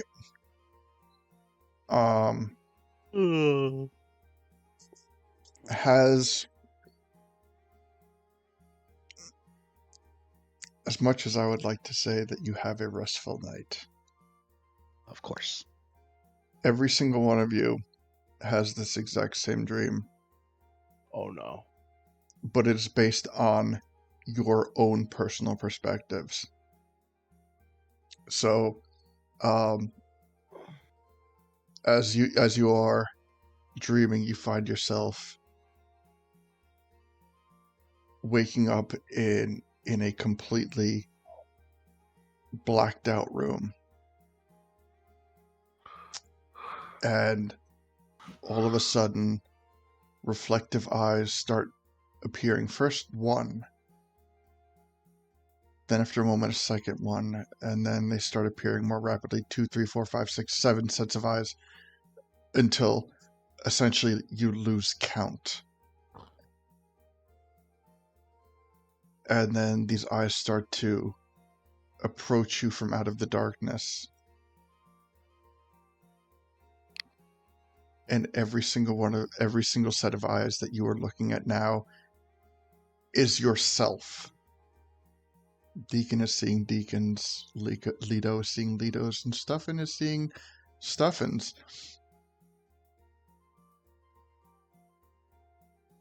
And they just start to like get to you and crowd you, and you start to feel almost like claustrophobic as these versions of you just really start to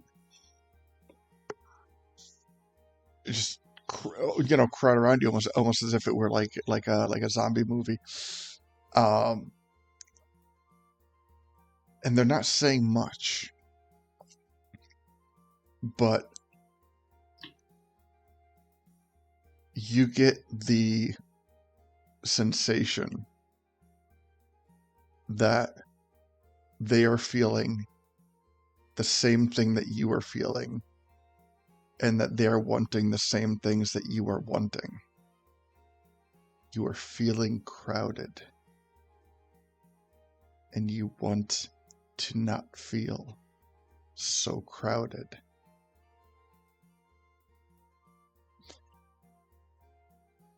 And eventually, the dream ends. Morning comes, and everything is just as it was.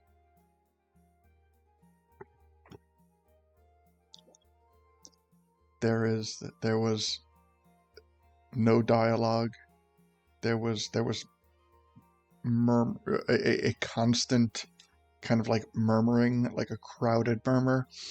But no actual words were detectable.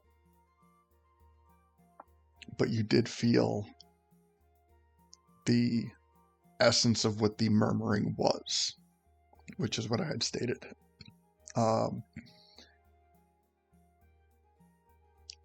So I you know what, I'll say, before you wake up, any questions about that? Like anything that I can go into into greater detail to paint a better picture.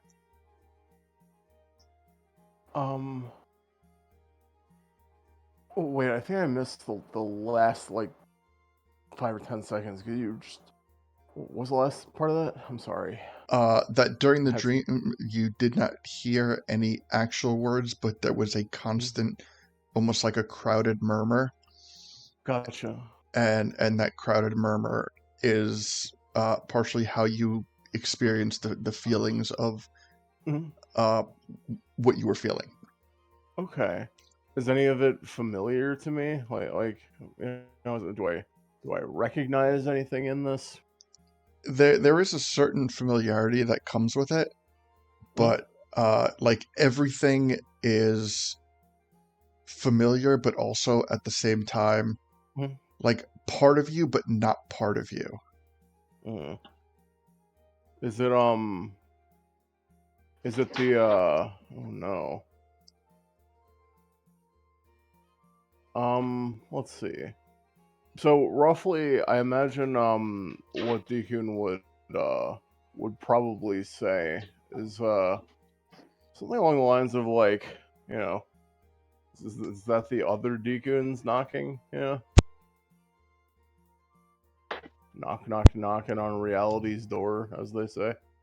That would be a safe conclusion to come to. Woof.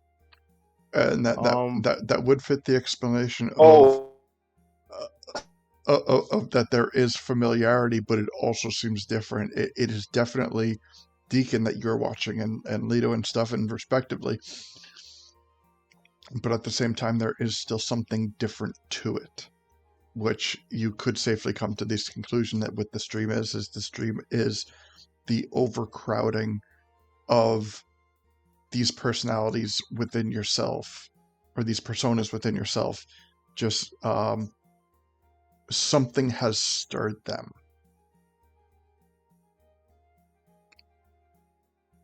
And by that, what I mean is that something that you have collectively come into contact with has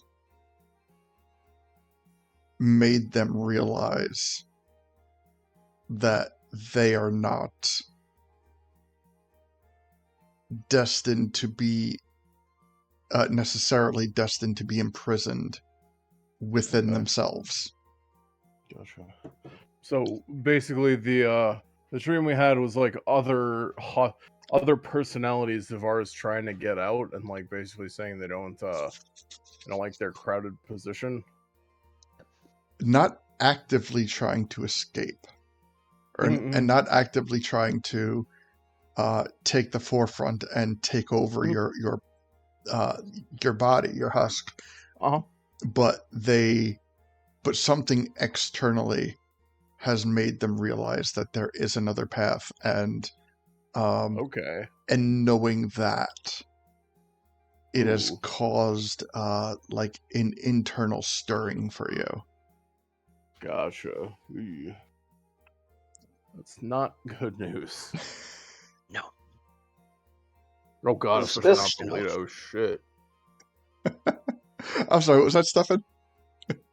Yeah, is there any way this could be taken by Stuffin as part of like an ego trip? Like, absolutely, all these other personalities are like coming to look at me, and like because they think I'm special or something like that. It can absolutely be taken that way. Honestly, do I get any kind of like individual feeling from this? Like any sense of like maybe what my other personalities might be like? No. Mm-hmm. No. So the in-game explanation for that is like what you are viewing is since there is no active communication, and they're really you are literally looking at countless versions of yourself. There's really nothing that can specifically be gathered from that. But the out-of-game mechanic is, I don't want to step on any toes and create other personalities for other characters. That's fair. I appreciate that. I'll keep you posted. So with that, I will say that if you were because any other personas such as Dark Leto, like those personas are present, and any of them that you would recognize would be entirely up to you. Okay. But there are enough of them present that even if there was one that you did know of and recognize, such as Dark Leto, that doesn't necessarily mean that they would have been seen, because there are just so many different ones. Wow. I want to get a little metagaming here. Yes. First of all, I think that the scrying was amazing. That was so clutch. Yeah. So just a shout out. Agreed. That was absolutely fantastic. And I wonder if Leto's scrying like plays into the same thing. Like, is everybody in this world perhaps like sensing these other like personalities stirring within themselves? Is this thing that Kome is afraid of that's maybe trying to replace her in another version of herself? And, did she drain her sister's power because she needed that power to contain that being? Or, somehow she's using Trixie to help contain that being, or maybe she's like containing an alternate version of Katage or something like that too. Like, I feel like this is all playing in together in the same way. What do you guys think? Hmm. Well. So, I think you're definitely onto something. Well, with her talking about being replaced and stuff, like I can see that being like a meaningful problem if there's like an overcrowding type of situation in our bodies. Like, eventually, you wind something off enough, it's the spring is gonna jump. So like, But Mhm. I will put it out there. You guys don't know this yet. Yeah, exactly. Like, I No, don't we don't. think. Yeah, that's true. But I'm just saying, I don't think that Deacon would be able to make. Yeah, I probably won't be able to make heads or tails of it. But from like a metagaming perspective, yeah, I see where you're going. I see where you're coming from. If we talked to the Faka Witch, maybe she would have some insights too. Mhm. Like if If we anyone could get does. to know about it, but yeah. Yeah. Mhm. And so honestly, like everything that has just been said is absolutely potential conclusions that you all can come to uh as you wake up, like from your dreams, because there has been enough discussion and enough actual happenings that a lot of this would not be far-fetched. Now, I know that a lot of things that, or the things that have been brought up immediately are a bit contradicting to each other in the fact that, like, not everything can be 100% right that was just said, but it is very much tied to things that have been said. So the triggering of the dream was very much tied to what is going on with Kome Katage, Trixie, Kiwako, like all of that. Um, it is also tied to things that have been that we have figured out in the library. It is tied to conversations that have been had with the Fako Witch. Like these, all of these things are becoming intertwined, or they're becoming visibly intertwined. Um, because as we also remember, the books that Stuffin specifically found in the library were either written by or about Kome and Katage. And we know that both Kome and Katage have had an interaction with the Faka Witch for something very specific that has yet to be completely uncovered, but the beginning breadcrumbs of it, have been put out there and are being addressed and followed.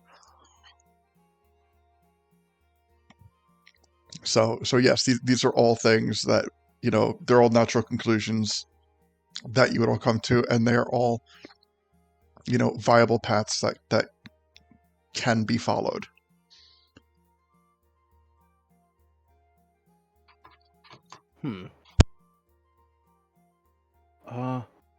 Yeah. Huh.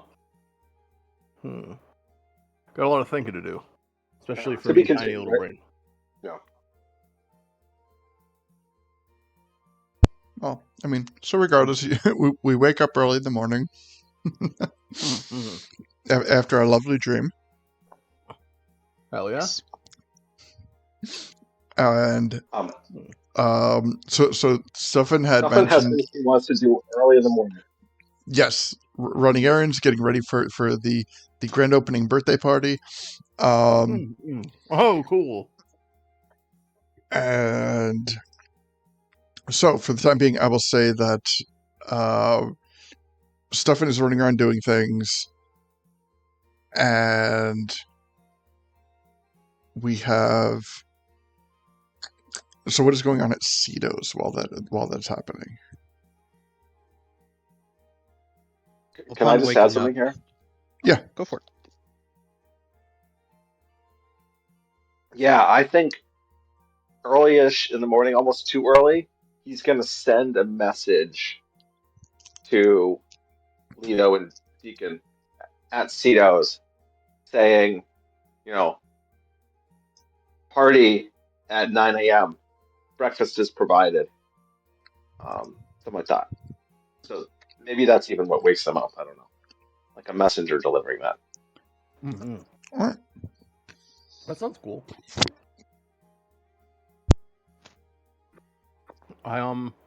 Yeah. Actually, can I retcon? I'm really sorry. Can I have done one last thing last night? Absolutely. Really sorry. It's a small thing. Is that okay? Yeah. I want to try and make things right with Chimkin. Like I will take care to feed her and brush her and you know. That's all. Sorry. But yeah. Okay. So, yeah. Okay. Messenger. Sorry. All right. Okay. So before we process any further, I need Stuffin to roll me 2 d12s and let me know what those respective numbers are.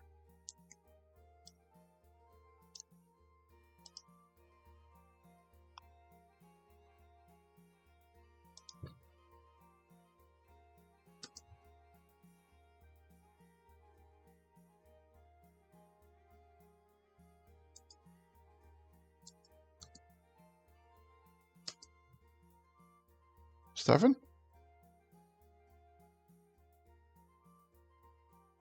Did we lose Stuffin? He muted. Oh, sorry. I muted. I didn't really. I forgot. I rolled a 3 and a 2. 3 and a 2. Okay. 3 and a 2.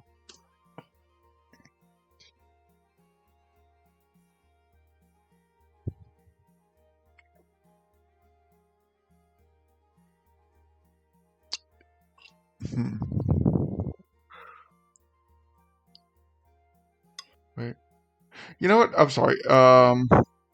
Instead of d12s, let's roll d20s.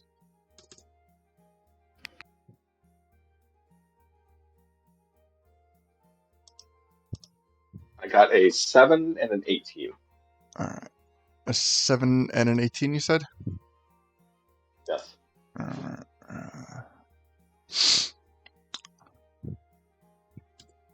Hold on, I gotta sneeze.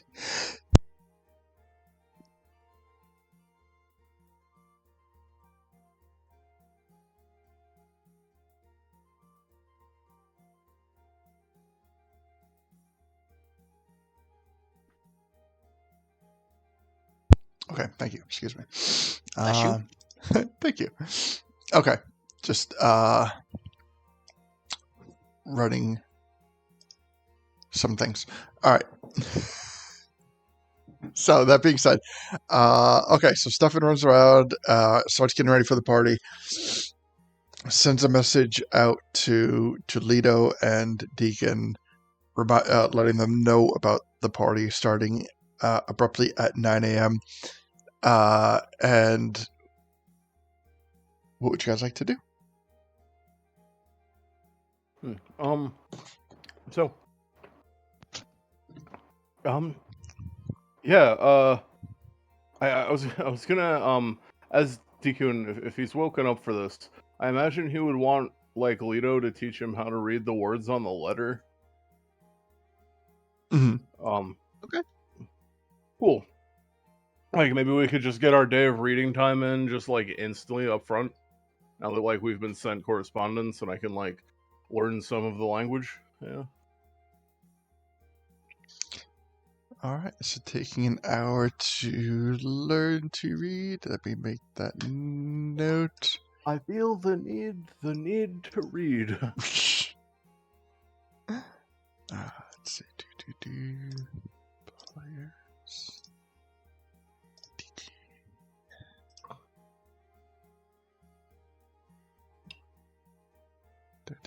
Looks like my thing is just being a little slow at the moment. There we go.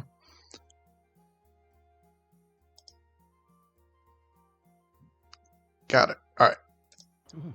Updated for the day. Nice. Thank you. But yeah. So honestly, Deacon probably looks a little like puzzled. It's like, wow. I I lean into like I look at Lito. I go, how he afford all this? um, like, I need to learn some secrets of business. Like, Yeah, I don't know since I don't know. uh, But have, so I you have to should tell ask. you. Sorry. Oh, go ahead. So I want to ask Theo. Make sure he's getting paid. I have a feeling about him. I mean, he's a Kokiri, and it means I have to look out for him. That's just them's the rules. And I tap my like the side of my head. Okay. But sorry, I didn't mean to interrupt you. I think you were gonna say something.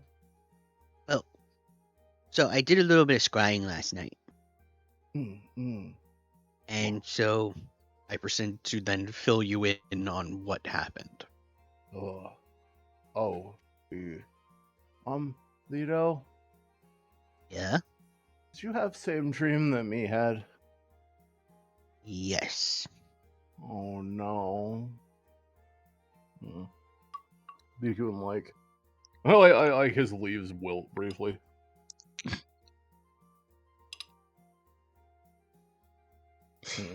So, where are you guys currently located in this moment? Upstairs. Okay, Upstairs. so like upstairs on the main floor, or upstairs in the rest, like way upstairs.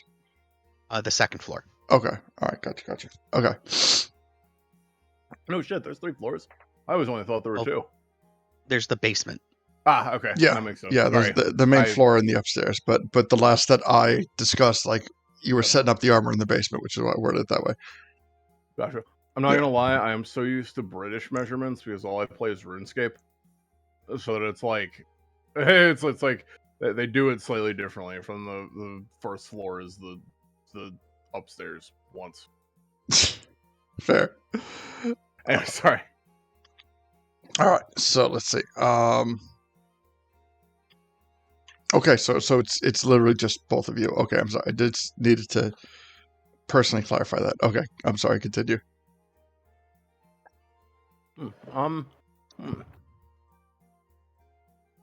I think that's it. I do you I don't know, Lito. What do you want to do? Do you want to invite anybody else to come, or? It's a party for everyone, or is it party just for like Shelly? I don't know. Well, could go Wait. ask him. You probably got it. You got a piece of paper that would have said everyone's invited. Cool. Yeah. Okay. Sound good then. I'll give it to go. Except Kyle. Fair. I'll go up and we'll go downstairs and be like, Cleo, do you want to go to a party? We'll close the shop for a little bit.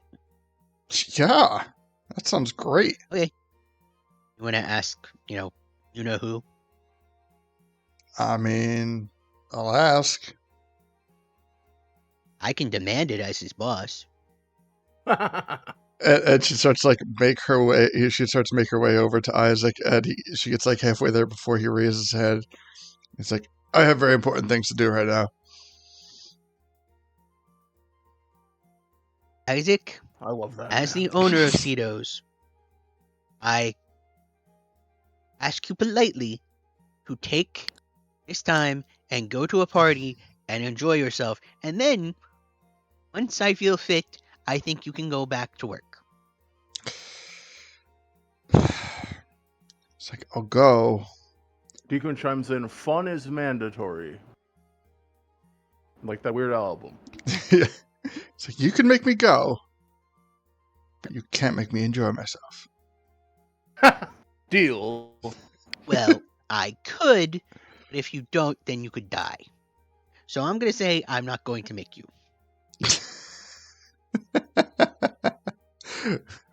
We're not going to go down that road again.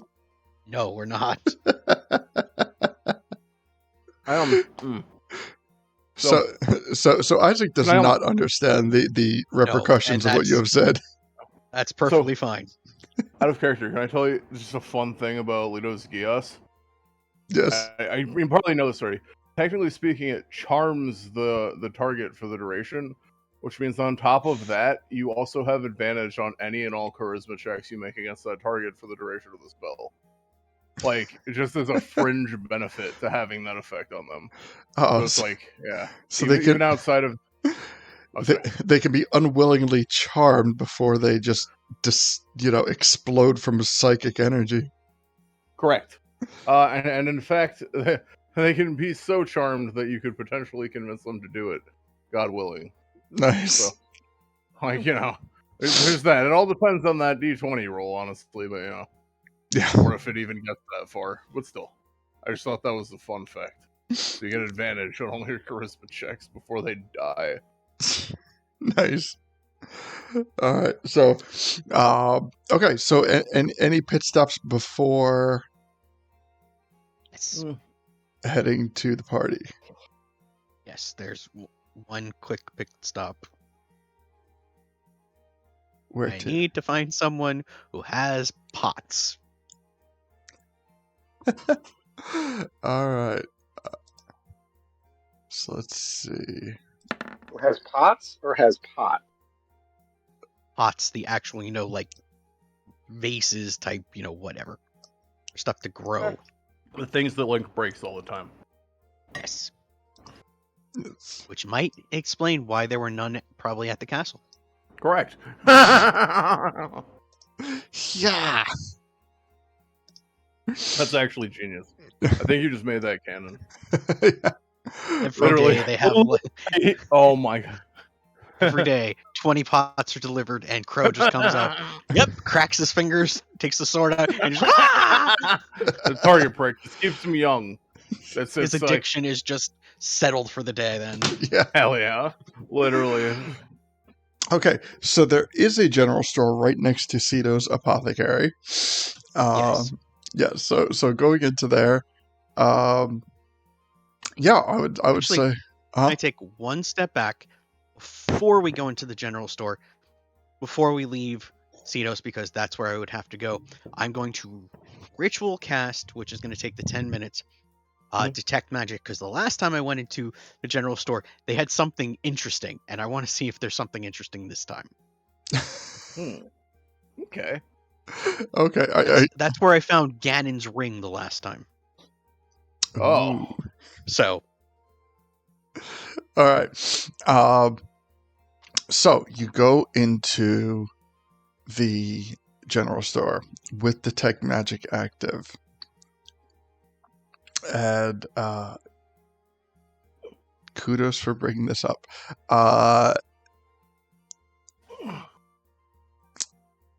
You find a stack of small, medium, and large terracotta planters. Okay. And they are all pinging as magic. Every single one of them. Ooh.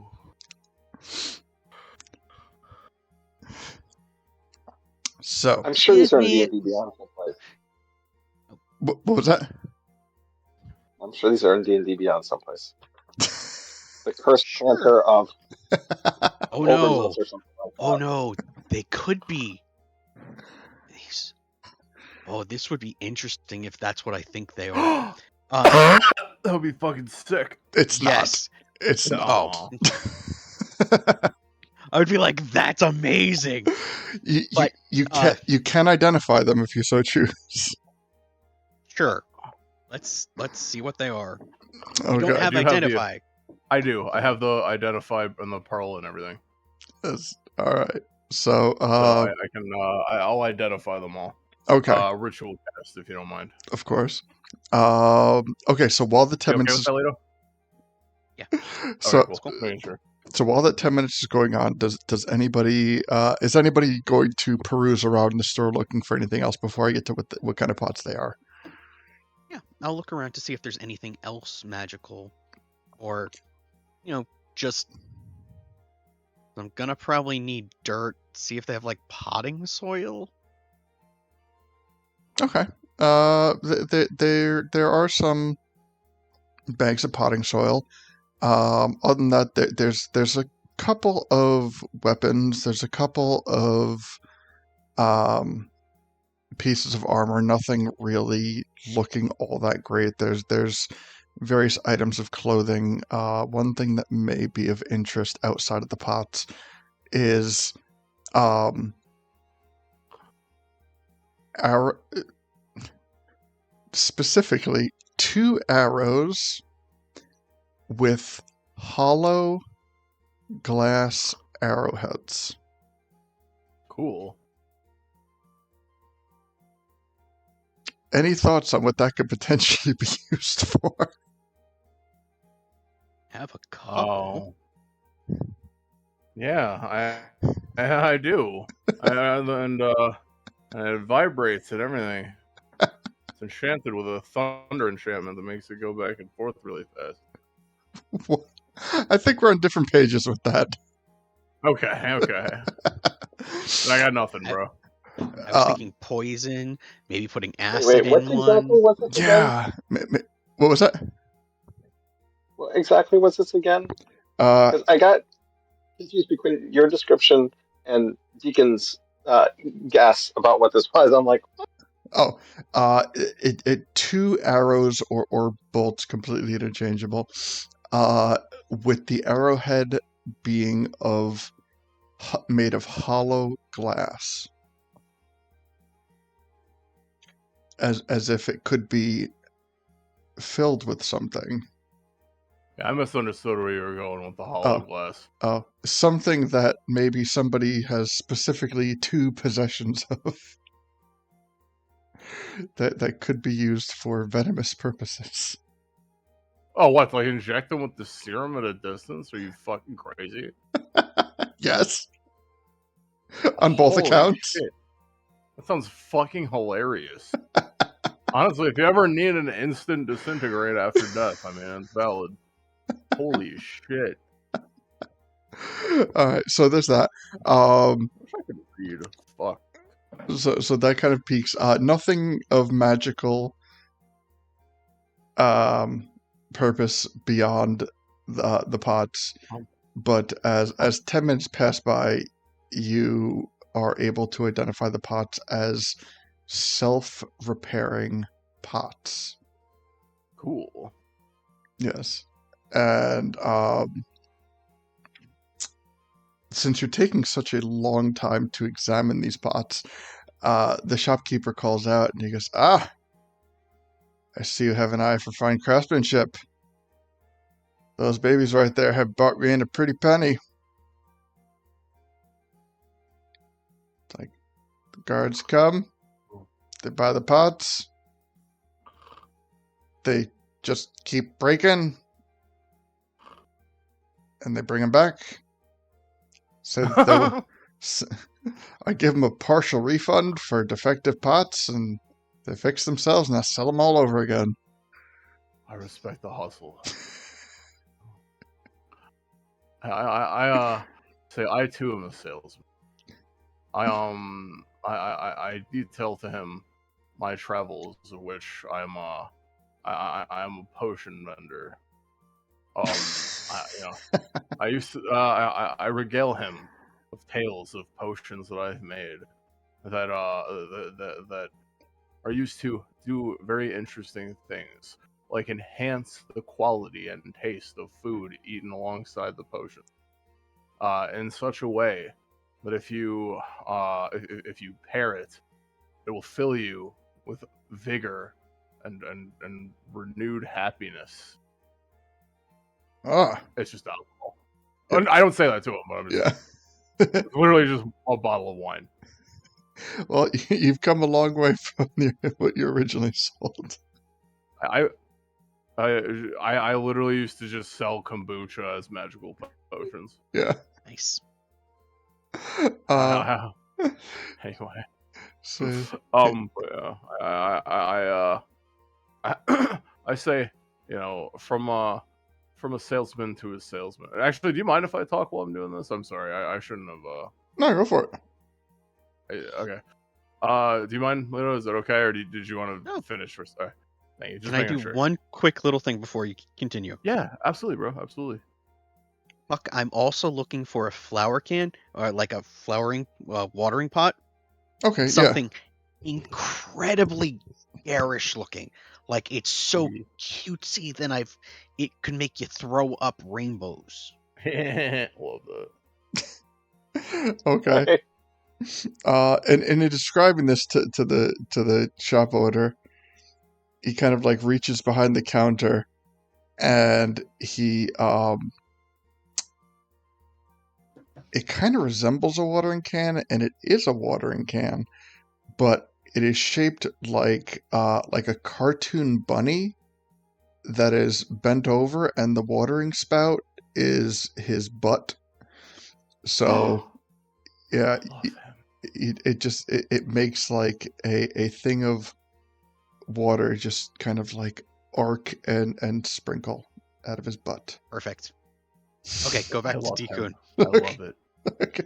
I love him so much. Okay. So yeah. I'm like, so. But I think. Deacon goes on. I think maybe we could find a good permanent home for them.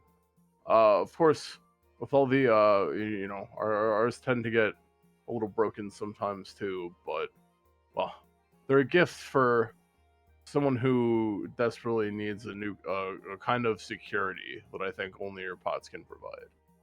But in order for them to actually feel that security, I was hoping to purchase them off of you in their complete form, i.e., with the power word that restores them included. Oh, I mean, absolutely. I mean, I have a number of pots, but how many do you need? How much are they?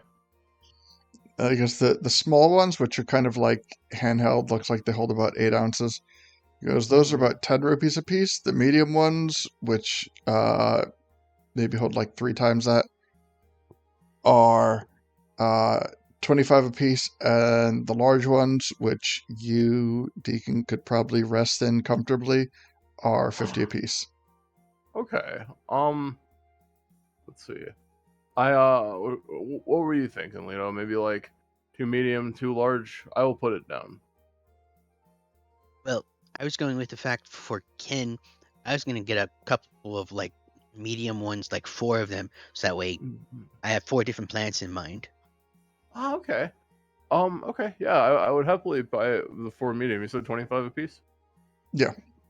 Okay. Lito, could I ask you for a favor, maybe, with your druid craft? I don't know if you could do this. But do you have like uh,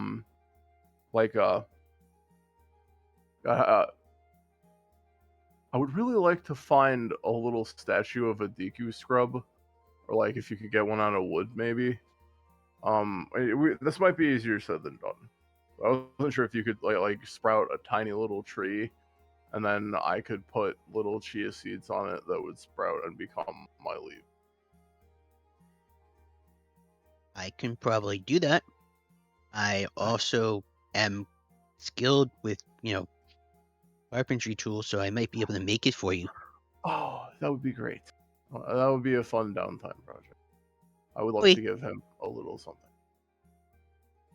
Well, Thank you. how big of a something? That's the question. Tiny, like handheld, like a Okay. little doll, basically. Okay, I can do that.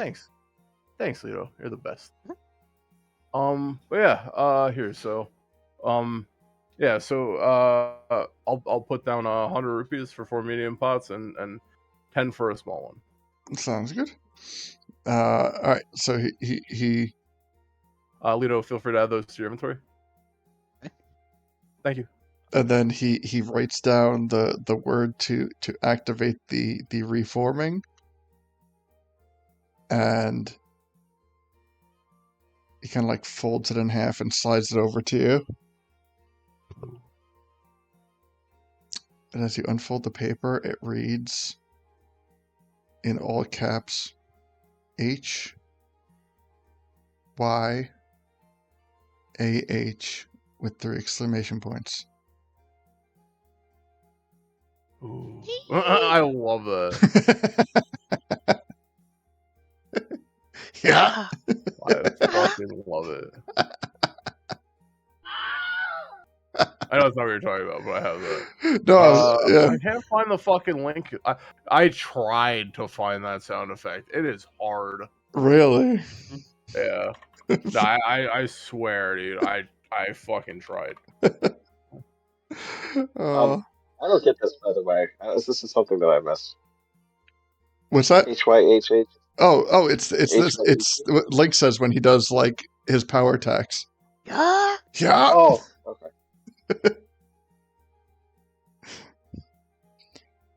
That's why you can destroy all the pots in the room and then go out of the room and come back, and the pots are put back together. Oh. Okay. Can they I'm also slow. I'm slow. Can they also like spontaneously create rupees inside the pots? No, just no. Aw. Okay, that's Not fair. all That the would get pots. abused Just really some of the easily. pots. Yeah, I am not putting that mechanic in because then we're going to spend multiple sessions just breaking and reforming pots. You're not wrong. You just You're gotta absolutely change the right. We would do frequency. Like if we spend an entire day breaking pots and letting reform pots, the number of rupees we get would be roughly the same as we would get if we were like, working a job, right? Yeah, you're not wrong there. It's like being in prison breaking rocks. You Or, paid like 5 rupees a day. Congratulations. or mining at the foot of the mountain. God.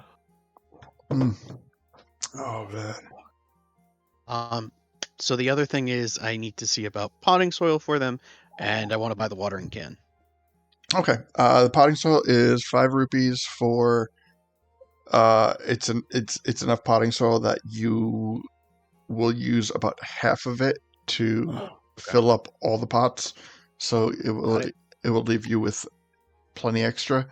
And the watering can is 10 rupees, with a standard one being 5. Oh no, I gotta get the other one. I gotta get the rabbit peeing one. No, it is pooping. It is pooping water. Pooping. Okay. Yes. Okay. So that is after the magical pot, it is an additional 15 rupees. Fun. All right. Okay. Any interest in those arrows? Hmm. I will mention them to Dekun. Does sound kind of fun. I feel like I could put something in there. Well.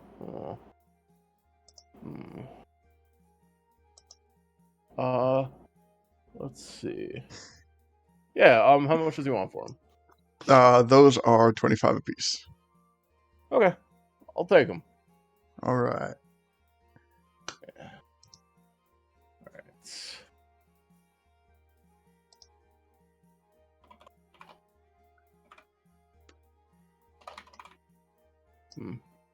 There you go. Okay. All right. Let's see. Hey, also, while I'm at the general store, can I re-up the supplies for my forgery kit? For your what? Forgery kit? Oh yeah. Because I used it a bunch, so I feel like this is just the occasional thing. Yeah. Okay, I gotcha. I don't know. It's not like a set amount of uses or anything, but it's like reasonably. I feel like there's a degree to which I should probably pay for that, or since this is all like fancy gold ink and shit. Yeah. I think sorry.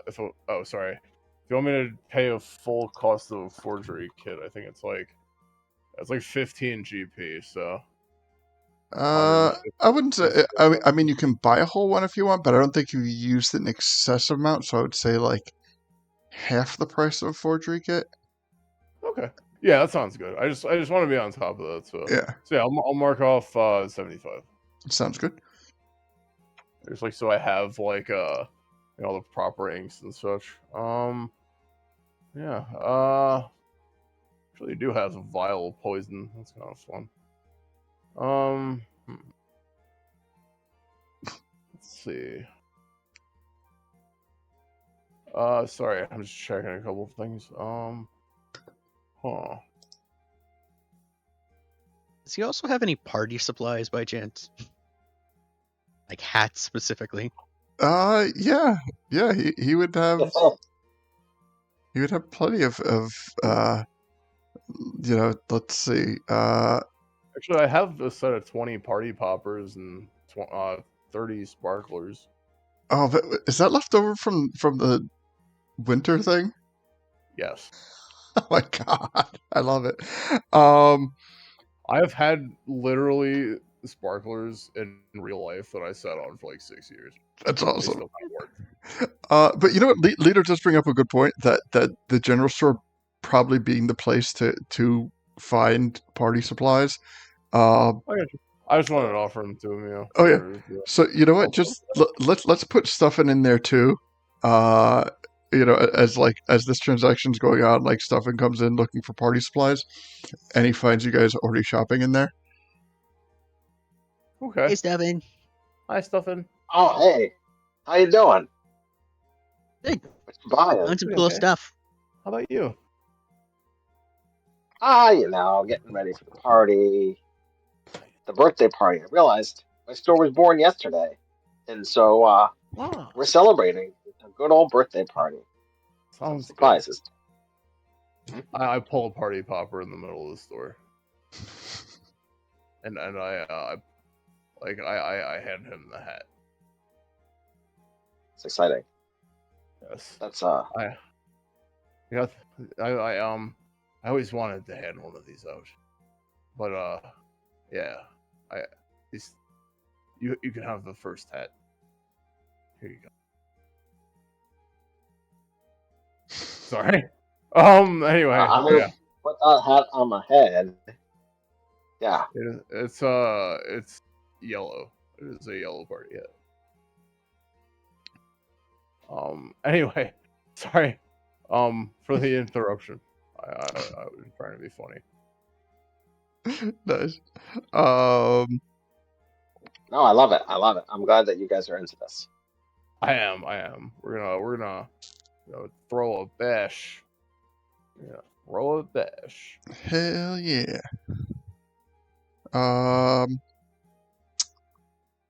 Okay, so what are we looking for besides party hats? Right. Sorry. Yeah. That's what I was looking for. I don't know what Stuffin's looking for. And they don't have balloons, do they? Sure. It might. Honest. Oh. What are you guys looking for? I was just gonna get party hats because I wasn't sure if you had them or not. I want to buy Christmas crackers. What are Christmas crackers? They're like those. It's like a British thing around New Year's, where they're like think like the Chinese finger trap, but it's like you have one end and you have another person and you pull it to open it, and one of you will receive a party hat and a fun little like trinket in the inside, like a little plastic toy or whatever. That's what those things are called? Yeah, they're called Christmas crackers. Oh, okay. We used to do those all at my house. I would just think that they would be like annoying and messy. Yeah, I mean it's perfect for a 10-year-old Deku. Okay, yeah, perfect. Absolutely. Okay, so let's see. Let's figure. You know what? Let's go all out on this party. Let's do some balloons. Let's do some tablecloths. Let's do party hats. Let's do Christmas crackers. Let's do anything that makes Party noise, like a whole Sparklers. Can I have those like little popper things the kids used to throw around? They have like a single grain of gunpowder and they make a very satisfying noise. Yes. Yes. I'm going to ruin your life with these. Give me. How many will he let me buy? I will buy all of them. Okay. Well, let's see. So that aside, as we'll consider that a separate purchase. Everything altogether, let's just say 20 rupees for like hats, tablecloths, all the party supplies that we could possibly manage to make it like the best party ever. Hell yeah. And we'll say so. The poppers themselves, like that, are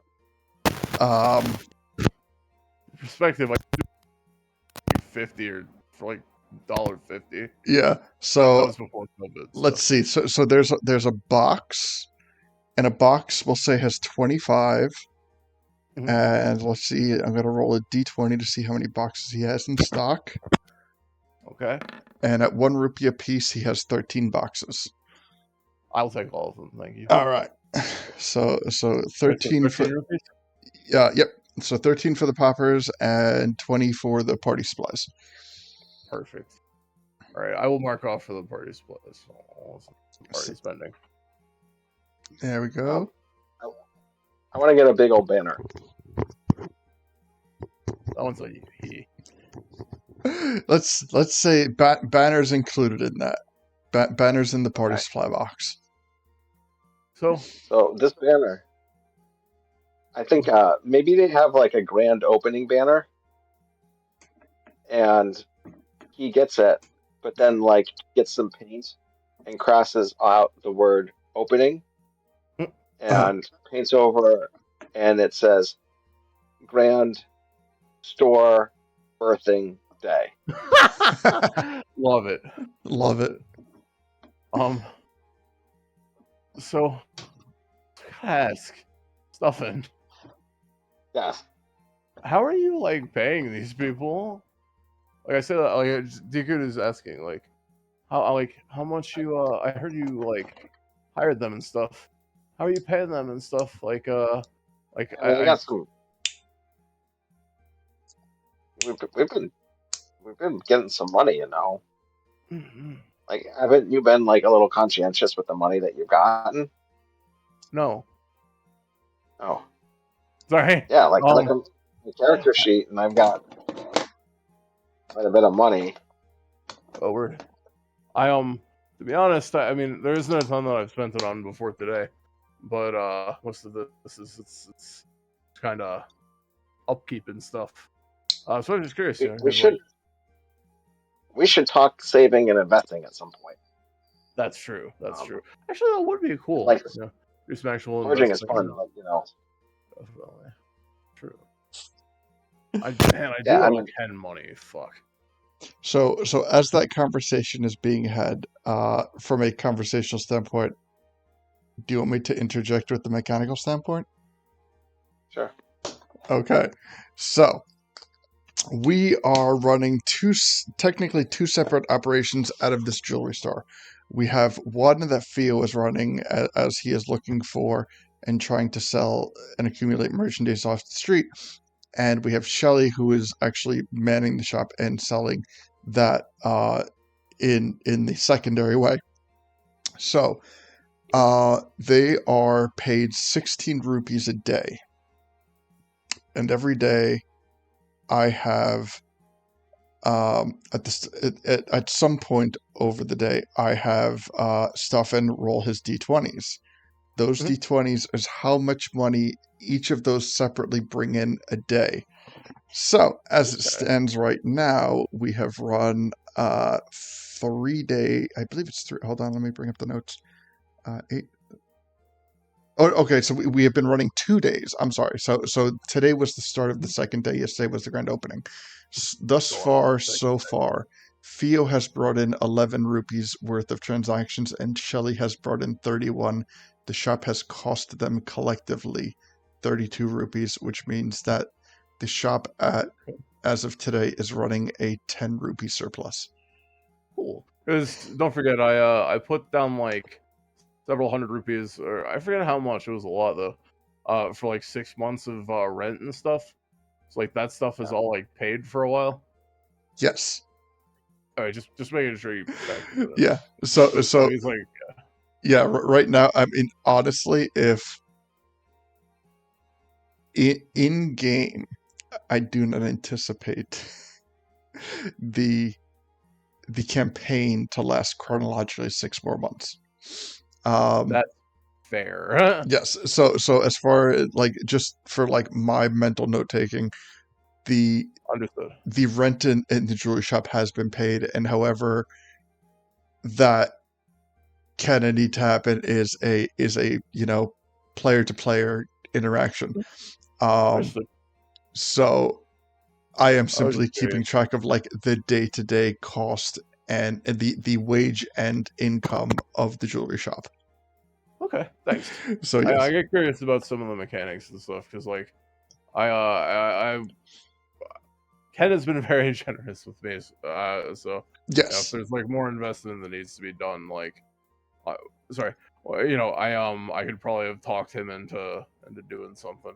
Well, I should have yes. tried that, to be honest. I mean, Actually, honestly, anything that you guys want to do with any of the shops at this point, like if you wanted to, like we can do things to, to like pump up these numbers.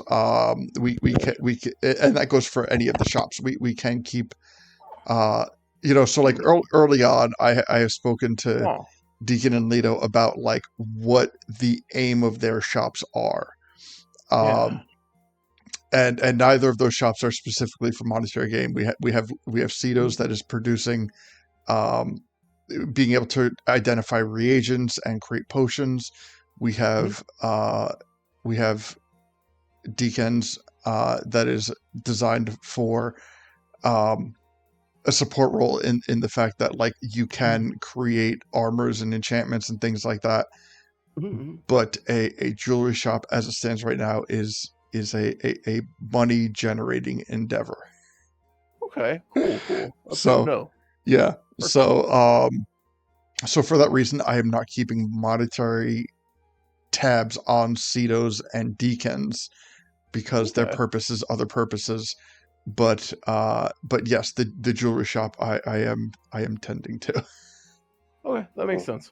I was just curious because, like, again, if I needed to invest with Ken or like, I also wanted to make sure that he wasn't getting like, for rent and stuff. Yeah. Just 'cause, like, I want this to be successful. So Yeah. So Yeah. so in terms of like as all three of the shops, if you ever wanted to elevate the function of the shops, be it bring in more money, be able to uh identify more things, be able to create or enchant better armor, like all of those things are available and can be achieved through various means. oh shit, I'm not gonna lie, having extra armor would be really spicy right now. I kind of dig that. We Oh, absolutely. So my goal, oh, my goal with the shop at some point is to start manufacturing and carrying higher end stuff, like magical things Right. or high end jewelry. So eventually, hopefully, we'll start making more profit. But hopefully, we can also use some of that to like make our own stuff. Like if someone wants a ring of some kind, hell yeah. or we get like a diadem already or something like that. We could do that. Absolutely. So Commissions. in Cool. that, Thanks, Stuffin. what like the angle that I would take with that um is the help that you employ. So like if you are able to find an enchanter or Ooh. if you're able to for example be able to track down Blink, who has been noted as being somebody who can create jewelry.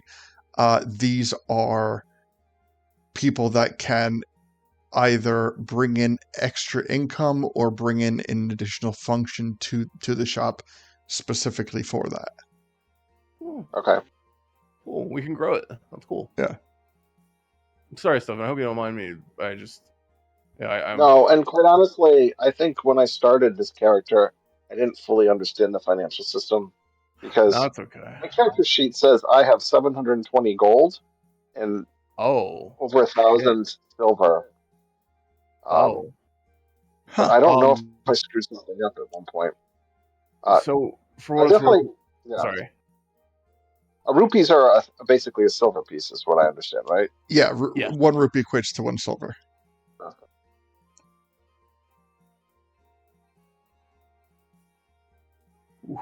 Okay. Damn. Okay. Yeah, that's If that's a right, lot of but money. I might have screwed something up and give myself gold at one point instead of rupees. I don't know. I mean, honestly, generally what happens is, especially, I mean, that even happens on the character sheets for Roll20. Like, I tell Mhm. people, it doesn't matter what area you want to note which the rupees are in. It doesn't matter if it's the gold, silver, copper, whatever slot. Just, it counts as a rupee. So what I'm guessing is, I'm guessing that you may have been utilizing initially the gold slot for the rupee slot. Mhm. Yeah, I started with gold too, and then I maybe used, I don't know. Yeah. But but then I don't know why I would have put all that silver in. So I don't know. I can try to figure it out at some point. Yeah. That's all right, man. It's very I think I have possible. enough for the party. Nice. Oh, yeah, I'm sure. And Yeah. if you didn't, we'd help you out. It's not like that. But I just making sure. I like the kind of granular stuff as well. So, The what? but yeah, I like the granular stuff. It's cool to see what stuff's operating. Oh. That's all. Oh yeah, I got you. Because Yeah. Sorry. Okay. So, all is good. That's me trying to remember where I left off in my narration. Oh, okay. So Buying so stuff. so we have gathered stuff in the general store for the poppers and the party, and we are heading back to the jewelry shop to set up for the party. Yeah, there's a couple other things he would have done. Okay. What else? He would have gone to like pastry store, bakery, and probably bought like all their baked goods for the day to bring to the party for food. Um, he wants to get a couple of 2 cakes, and he also would have gone to the tavern to make sure that they bring like a couple of kegs of what? Does that mean he got the special pie? If they had it there, he would have bought everything. Wait, Ooh, refresh me on the special pie. the schnozberry The pie. Stuffin Yeah. pie. Okay, so all pastries would be, excuse me, purchasable at the inn. Okay. Okay, so in terms of that would be like one-stop shopping for you. They don't have a whole lot of fancy pastries. Like they probably could be had they been like, given enough heads up on the matter, but when you walk in, they pretty much have what they have produced for the day. So they have a number of pies, a number of cakes, including a schnozberry pie, and they have, uh, let's say, a couple of cupcakes and a box of cannolis. And so let's see. So let's Do see. they have any cakes? Cakes? Yeah, they have a vanilla cake and they have a chocolate cake. Okay. And let's see. So, being that you guys have gotten there so early, you've gotten there so early that Gully hasn't even shown up for the morning breakfast yet. These were things that they were kind of like planning on putting out to serve for the day, but through the sense of urgency that the party has requested that this is so important, they have offered to sell you their pastries and cakes for the day. Let's see, box of cannolis, 10 rupees. Let's say cakes are 8 apiece, and they have an apple, a schnozberry, and a chocolate pudding pie for 6 rupees apiece. Okay. That's fine. That's about 36. No, wait. 6, 12, 18, 44. 20. Yeah. And if I want to just buy the ale, because we've already established that a fairy birthday party, everyone gets hammered. Alright, so they can sell it to you by the growler, and the growlers are, it's like just shy of a gallon, for, let's say, 15 apiece. How many growlers would you I'll like? buy it. How many do they have? Well, How many do they have? they would fill the growler for you from what they have on tap. Yeah, that's what I figured. Yeah, so like, I mean, I would say at this point anything. I'll say 15 gallons? I'll say that they have 10 growler bottles in stock. I was going to say at least 10 is the minimum. Okay. 15 gallons. Yeah, That'll work. and then it, as you do that, it is noted that if you want to come up and get the growlers refilled, they will refill them for 10 apiece whenever you come back. Okay. So essentially, so what they're doing is they're essentially charging you like 5 for the bottle and then 10 for the fill up. Okay. Okay, so you had the 44 and the pastries. Did you want to do all 10 growlers? Oh, yeah. Okay, so 10 Yeah, growlers at 15 apiece is an extra 150. So he goes, you know what? That's 194 total. He goes, yeah. He goes, but I'll cut you a break and we'll go at 175. Okay.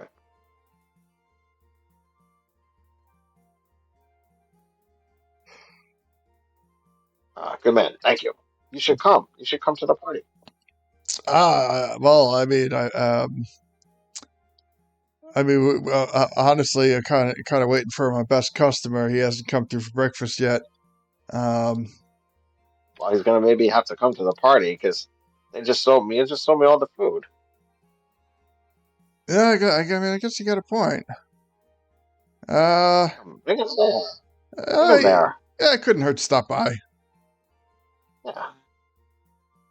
It's not like anyone's doing anything. Unless there's church today. I don't know if that's true or not. I hope not. We'll say no church tonight. Okay. All right. So let's see. He goes. You know what? I'll even give you. You know what? Since I'm coming over, I'll give you a hand carrying stuff over too. Can't believe it's Memorial Day in game too. That's awesome. For real. All right. So you guys carry all the stuff over to Stuffin's. You start setting up all the decorations, laying out all the food.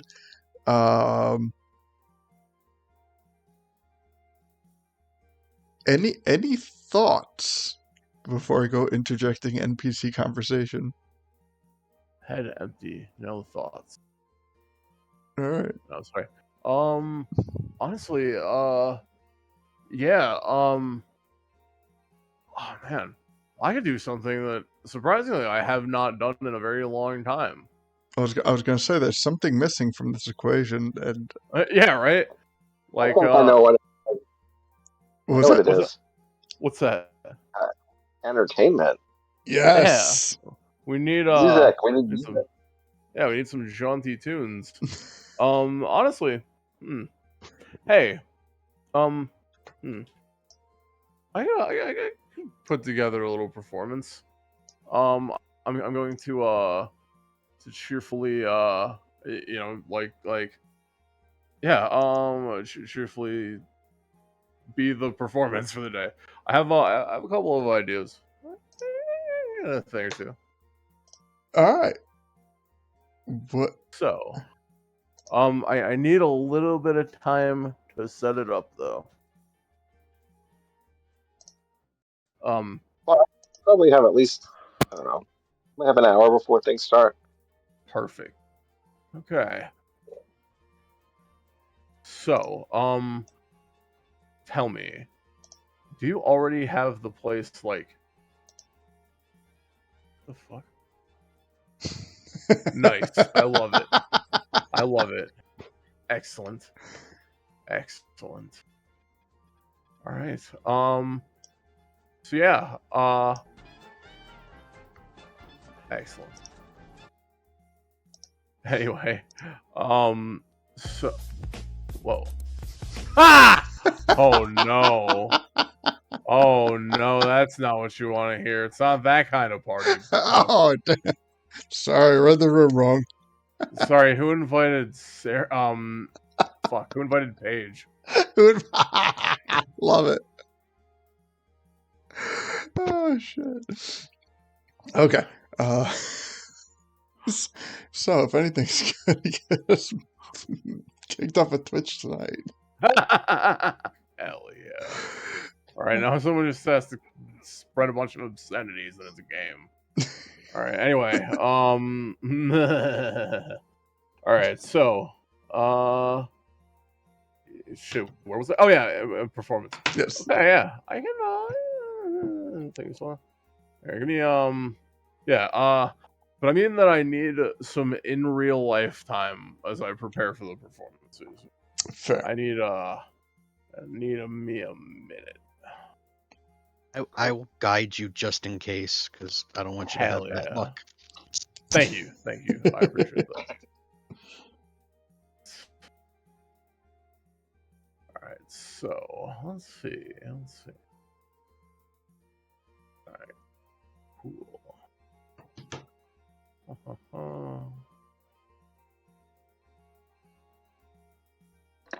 Let's see. All right, yeah.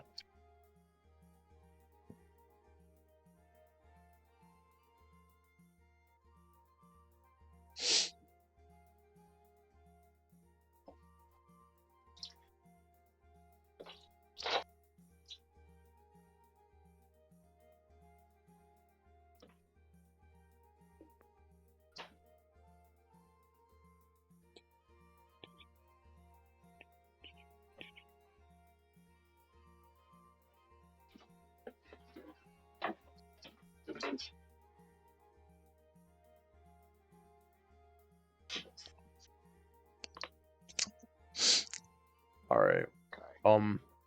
Sorry. He's really intense. No, He's like, I'm studying. I have plans. Also, I was hoping you guys would fill the dead time while I think of something. But I have what I'm looking for. Okay, so, Stuffin, I'm gonna guess you don't want me to mind control mass suggestion people. I'm guessing. Do you want me? well, to they do know. that?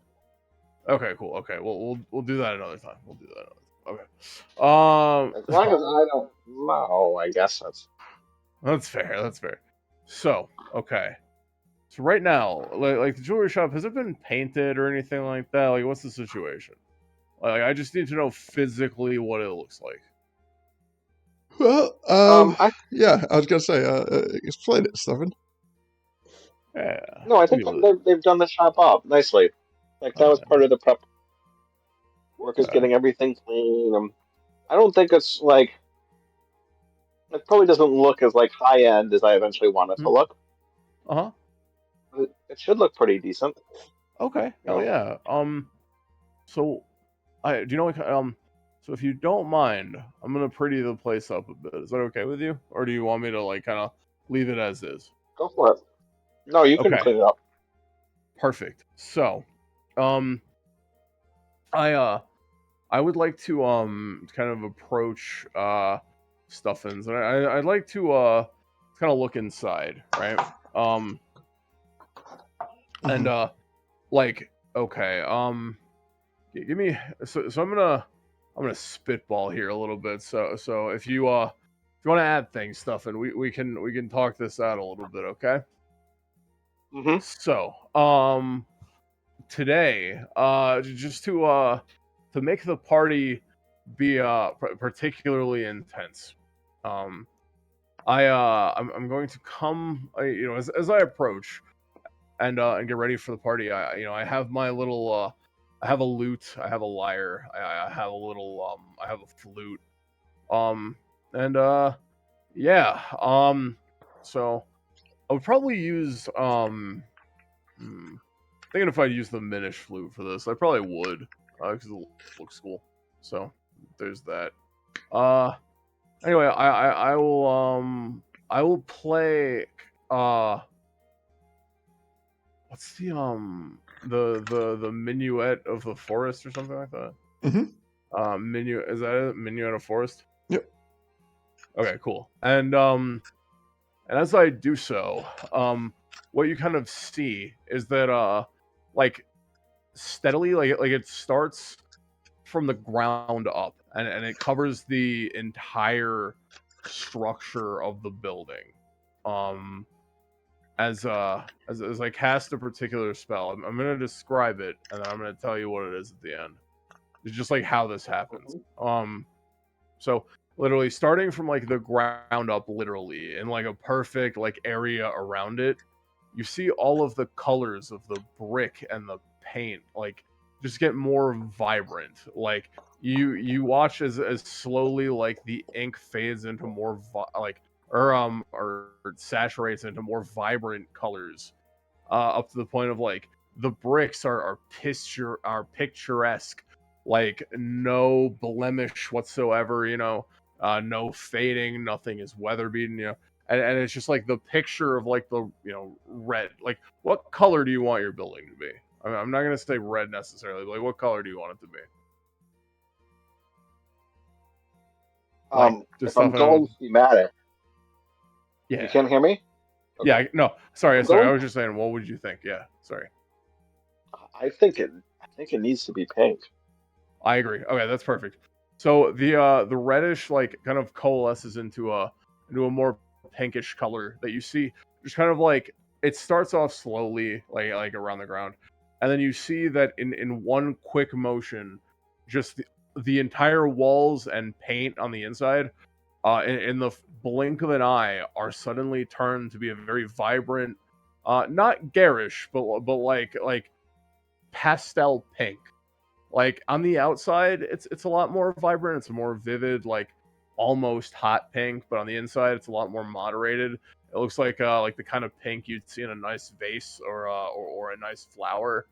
Um, and it paints all the walls, and it cleans up the floors. Like they suddenly look like they're made out of hard wood with a nice like lacquered finish and stuff. The counters are like suddenly made out of this like translucent glass and stuff that seems to be completely impervious to any like chips or damage, even as like people wander through it. So I am casting Mirage Arcane to essentially complete a physical a physically compatible illusion with your store that basically like pretties it up. Like the counters are glass. Here I'm gonna put Mirage Arcane in in there. The casting time is 10 minutes, but for my wish it is instant. The range is sight. And Anyway, I can make terrain in an area up to a mile look, sound, smell, and feel like any other sort of terrain. And I can alter the appearance of structures and add them where none is present. The spell doesn't disguise, conceal, or add creatures. So literally, you can see things through the glass, but because it's illusory, it cannot be physically broken. Um, and then this essentially this picture just kind of goes on to just kind of fill the area with this like incredibly pleasing warmth. As soon as you enter, it's like it's not hot, but it's like a gentle, warm, like sort of thing that has like it has like the aroma of just like almost like freshly baked bread with a hint of cinnamon, like a sweet spice characteristic that that shows off your hospitality as you like start like putting out the pastries. The air is just thick with this almost universally appealing sort of aroma. Um, and then in the in the other sense, again, it's just like it is the perfect temperature. It is like a cool 68 degrees, out, or like maybe even like a 72. Pretty solid. Like it's a neutral but comfortable sort of temperature. And yeah, like the vase, or I mean, sorry, the safe is like almost like it is very clearly locked, but then you see that everything after a couple of minutes starts to take on a very like posh like gold trim on the inside of the building. To the extent where it's like everything looks regal, like the whatever you call that stuff that goes around the sides of the building is like kind of like the border or whatever on the wall. I forget what they call that. Like Like gilding or something like that, or the what's the um, word I'm looking. Like it, it, wainscoting? well, it's gilded, but in the sense of like how you have like the like little like on the bottom of a wall, it'll have that little bit that sticks out. Okay, yeah. You know what I mean? I Mhm. think. Anyway, Yeah, yeah. I know So I'm exactly. just Yeah. gilding the entire aspect of all the walls and stuff. Like you see this like just nice gold coloring um amongst everything else just being prettied up to the best of ability. And yeah, I have rambled on for long enough that I should not continue speaking out of politeness. Alright, so Ah, And so this lasts Shelly, for you 10 look days. Shelly, you look nervous. Remember, Deacon is one of our investors, and I think it's a nice look, right? I don't know. Yeah, what Sorry, do I you hope think? it is. Don't you agree?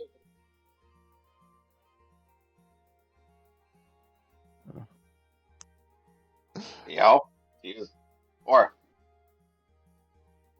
Lido, what do you think? Is this a good look? Looks good. It's not my style, but definitely looks good. Deacon shrugs. I thought it would be nice. Did best I could. No, it does look good. It's just, I'm That's more fair. like, natural looking. Deacon nods. Ah, that makes sense. Definitely suits you better. Definitely. I also usually go a little more natural, but I thought posh would look good, jewelry store and all that. I like I don't know. I would like to imagine little like things almost sparkle now, like when they're in here, like literally like you just see the counters are for the permanently at least for the next 10 days just clean and sparkling and reflective and shit. It's just like it is literally the perfect epitome of a building. Almost like Deacon remembers the royal treasury. Like almost how he remembers Reginald's shop being in the first place. so this spell sounds awfully familiar. By chance, has Deacon used this spell once before? Yes. And it was the greatest time of my life. Oh my god. That was still my It favorite thing. lasts. It lasts 10 days. Yeah, last That's 10 freaking days. awesome. Hell yeah. I think Deacon happily chimes in. Thought this would help save you some on paint. But yeah, like so literally your place is like undirtyable for 10 days. And like in the meantime you can have things operate like, but I thought that would help bring in a lot more people. And like it even has the baked bread scent for the for the greater populace, because that's like proven to make people want things more, you know what I'm saying? So Okay. yeah, I put a lot of thought into Well, this, he says. Very nice. um I hope you like it, Stuffin. yeah, I do.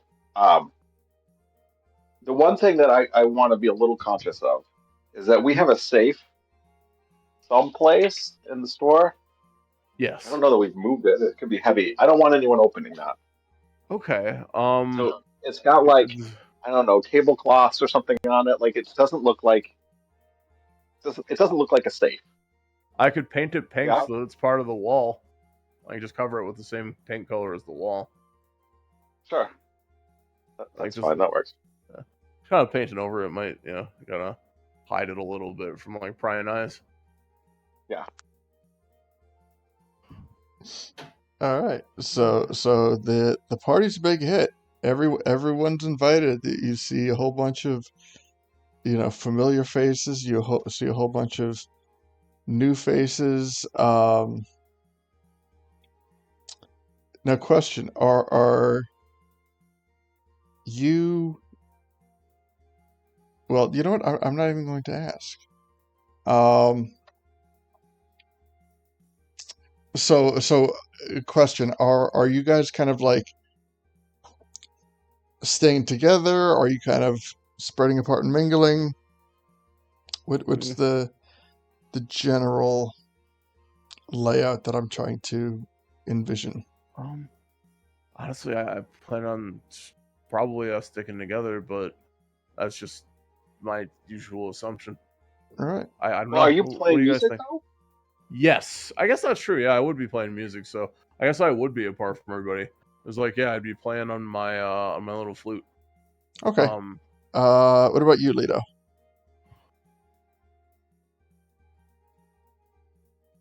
Trying to think. I don't actually know. To be honest. Well, Okay. I think Stuffin will be socializing with people. All right. Yeah.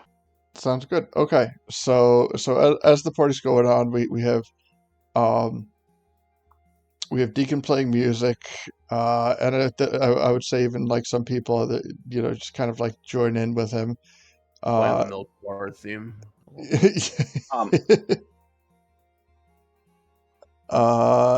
and as the party goes on, at some point, uh-huh. yeah. At some point, I want to give a speech. Like after the party's been going on for a while. Okay. All right. So you know what? Actually, what I was going to say actually works better if it happens after that. So we get to the point at the party where Stuffin is ready to give a speech. We hear the clanging of silverware and some glasses. The party quiets down. All attention turns to Stuffin, and what happens? Before we do this, can you do a roll for me of some kind to see like roughly how drunk people are getting? An intoxication roll. Absolutely. You know what? I'm gonna give a D100 on that for percentile. Percentage of crowd that's hammered. Yes. Yeah, 20. No, let's keep going. All right, so let's I'll give it a D12 inspiration. How about that? You know what? Let me do 4 D100 rolls, and we'll see how this adds up. This is like quadruple disadvantage is kind of what it is. Oh my Or god. advantage. I got a 20, a 26, a 28, and a 49. So you got a couple of like semi really drunk people, but most of the people are largely sober. Like they're taking, like they're not like sloppy drunk. They're mildly, most of the party's mildly intoxicated, with a few groups of people that are definitely taking it in. Tasteful, gotcha. That's cool. Yeah, it's a classy joint. It is now. Hey everyone! I'm so excited that you're all here. Some might call this a grand opening.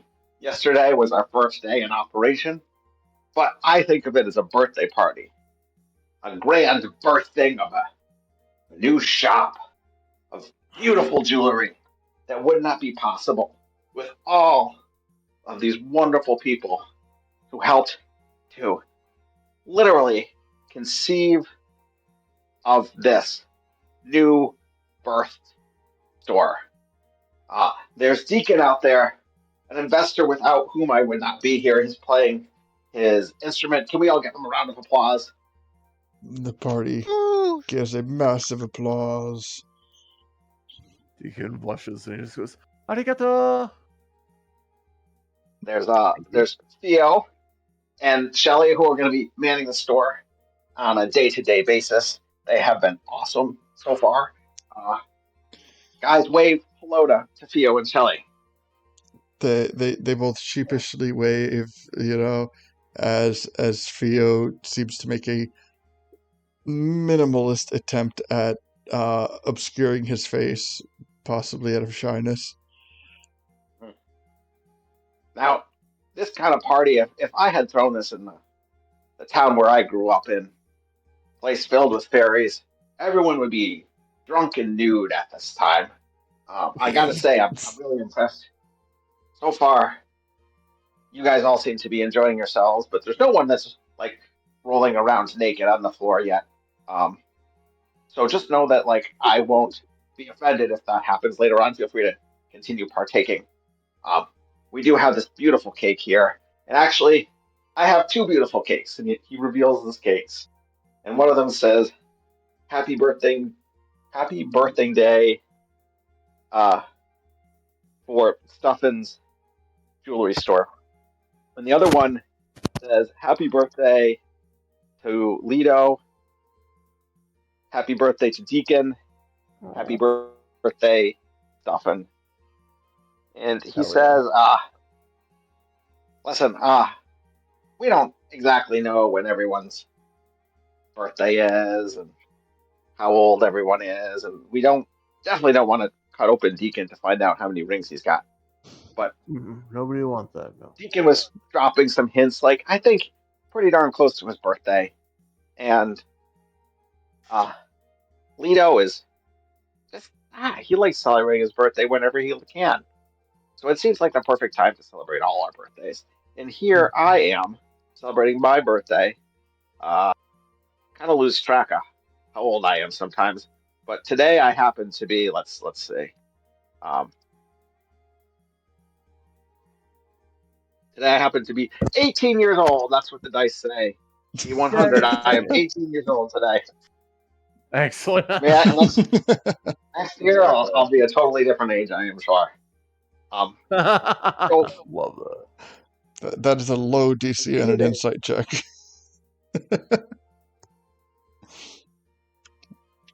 continue to enjoy this wonderful food until it's all gone. Come back, buy jewelry, sell jewelry, whatever you want to do. Theo and Shelly will be here every day. And No, Lido, Deacon, and I will be going out and looking for fine gemstones and magical pieces to put together for the store. We're just so excited that you could all be here. Anyone else want to share a few words? I'm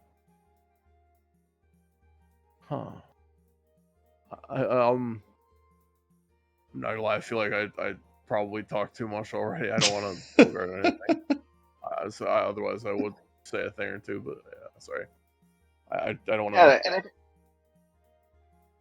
Listen, we're an honest place, guys, too. If you have something and you're like, "Oh, I think it's magical," come bring it to us and we'll take a look and we'll tell you what we think it's actually worth, and maybe we'll buy it, maybe you want to hold on to it. But we just want you to know that you can trust us. We're here for all your most special occasions, whether you want to get a ring for your partner to get married, or you want to get an anklet when you get divorced, or whatever it is that you want, we will provide for you. And with that, I do have something that I want to give to all my friends. So he's going to get reach into his pocket and he pulls out a small bag and gives it to Lido, and a small bag that he gives to Deacon. And there's another bag that he's going to keep in his pocket, and then a bag that he's going to open himself. And they're just very simple rings that you each get that all look the same. I feel like there should be do we have an insignia or something? Not yet. Yeah. We don't even have a name. We don't have a name for our group? Yeah. No. I've been trying, but nobody's successfully went yes. Okay. We'll So keep I like trying. try We can figure it out. enforcers, to be honest. Try But, enforcers I like. I like that the best. What enforcers? Try. Like TRI hyphen enforcers. Like we try to enforce, or like the Triforce. I like that Maybe more, it's got the tri. I How think about the that's rings have a Triforce symbol on them? Is that like blasphemous because it belongs to, I don't know, Link or something? No, not at all.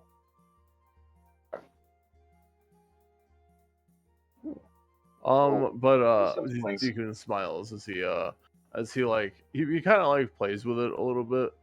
Not like a just in the sense that he's like very excited as he like looks it over. He puts it on. He's not sure whether it should go on his left hand or right hand. Because I forget which one is supposed to be for marriage and which one isn't. But he does put it on. He smiles. He looks very happy. He is very much enjoying himself. He had clapped for Stuffin's speech and kind of blushes. You can see it in his leaves more than like his face. As they just kind of like rustle and kind of like almost flatten a little bit.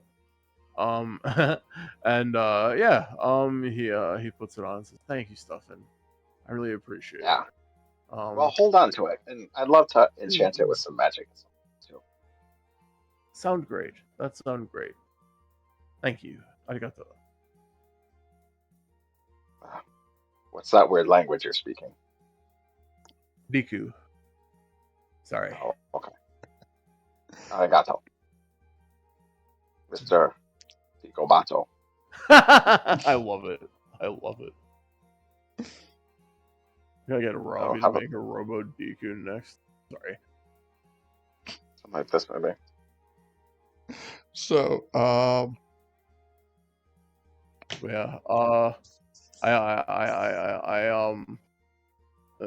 Stuff and sorry, Deku goes in for a hug. I hope you don't mind. I'll hug you.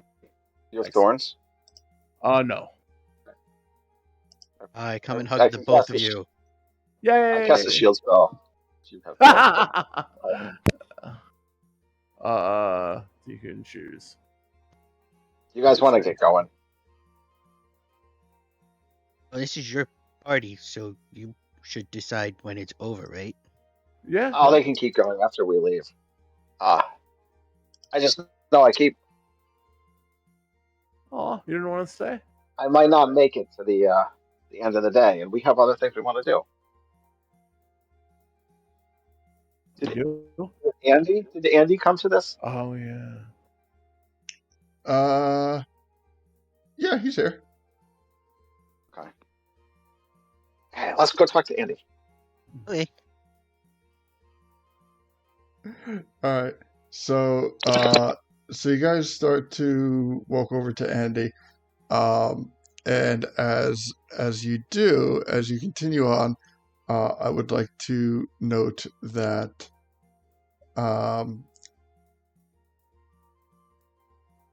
Stuffin feels a tap on his shoulder as you guys continue to walk over towards Andy.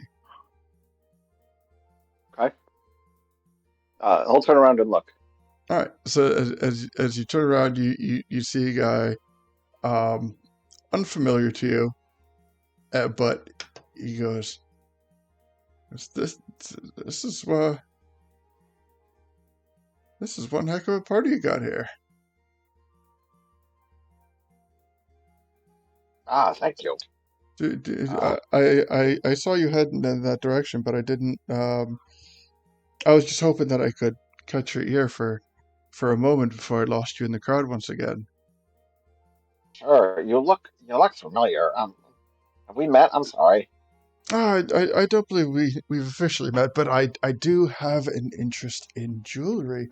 In fact, I once had a store myself, not unlike this. Oh, okay. As you You're say. not Blink, are you? No. But That's too bad. I was hoping. I was hoping because there's one other person I know that had a store like this, and I you mean, must be him. I do know of a peculiar individual named Blink. Um, Mhm. but it's been quite some time since we've seen each other. Um, I was just wondering, you by any chance, when you took over the store, you haven't found a strange green ring around here by any chance, have you? Did we find a strange green ring? No, I think we did, right? you did not. Um, you know what? I don't. We cleaned pretty carefully. I'm sorry we didn't. If we Oh, had, I would have definitely let you know. I can keep. Can have my folks look out for it if you want. well, if you and he kind of like hands you a card, or prior to handing you the card, he goes, well, if you do by any chance find a strange green ring. It's a bit of a family heirloom I've been looking for quite some time, and just covering all my bases. But if you do happen to find something, just please, and he hands you a card and he Is says, this Feel free to contact me." a magical ring? It is a ring of great importance to me. Well, let me just see something here. Sure. And I'm gonna mutter some incantation, um, and cast detect magic. And I'm gonna like look around the room.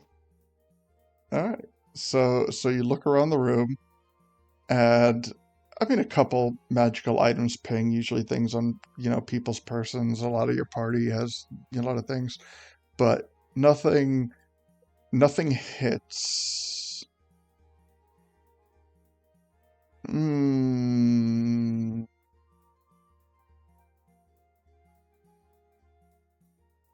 I'm looking. I'm no. using. Okay, it took me a second. Nothing hits on the detect magic spell. Um, that would fit what you're looking for. Yeah, his eyes kind of go glossy, and he's like, I'm looking around. I'm using a detect magic spell, and I'm not seeing anything Yeah. that I wouldn't expect. So you kind of And if say it's really, this. You say this as you're looking around the room, trying to see if you can find Mhm. it. And as you turn back to continue the conversation in front of you, the person is gone, leaving you Okay. with nothing but the business card in your hand. That's too bad. I wonder if he makes jewelry. He could have sold some stuff here. We're looking for people. Oh well. He'll slip the business card into his pocket, light a sandwich. Okay. All right. So you take a moment to catch up with the party who is now talking to uh who's now talking to Andy Belfler.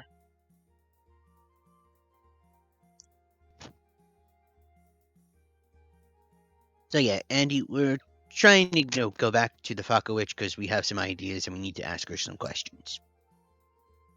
It's not a problem. I'm happy to escort you anytime you need.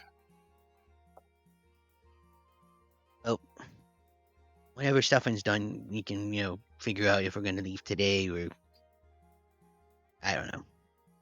Yeah. Hey there. How you doing? Let's leave today. I'm ready to leave. Okay, Ikun, you good? Yeah, I'm good to go. Actually, before we go, let's do a quick stop at Ken's so that way I can plant the plants and then get that going, and then we Ooh, go. true. Thanks, Lito. That sounds Okay. good. Okay.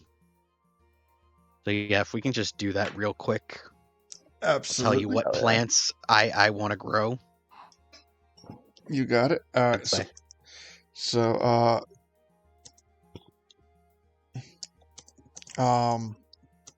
right. So you start to make your way over with your potted. soil and with your soil and magical pots. yes. And so let me see where you're going. You're heading off to. Okay, so you're heading off to the castle. So that's going to be a slight moment. So anything happening while you guys are walking over to Ken's blacksmith shop? I want to ask Andy if he had any weird dreams last night. This is, it's been a while since I slept. Oh, that's not healthy. Well, my most recent employer, the one who I've been taking you to, I guess certain hazards or perks, depending on your point of view, come with the job, and sleep is one of those things not required Oh, during okay. enthrallment. Enthrallment? Employment, I meant to say. Okay. Listen, Andy, if you're ever looking for a career change, because you're worried that like you're not being treated well, or you're like, I don't know, your soul might be like,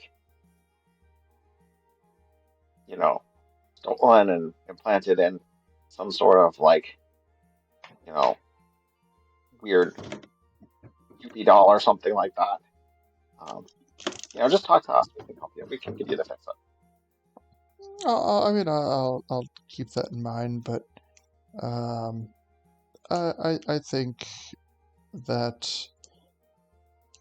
my employment is secured for the foreseeable future.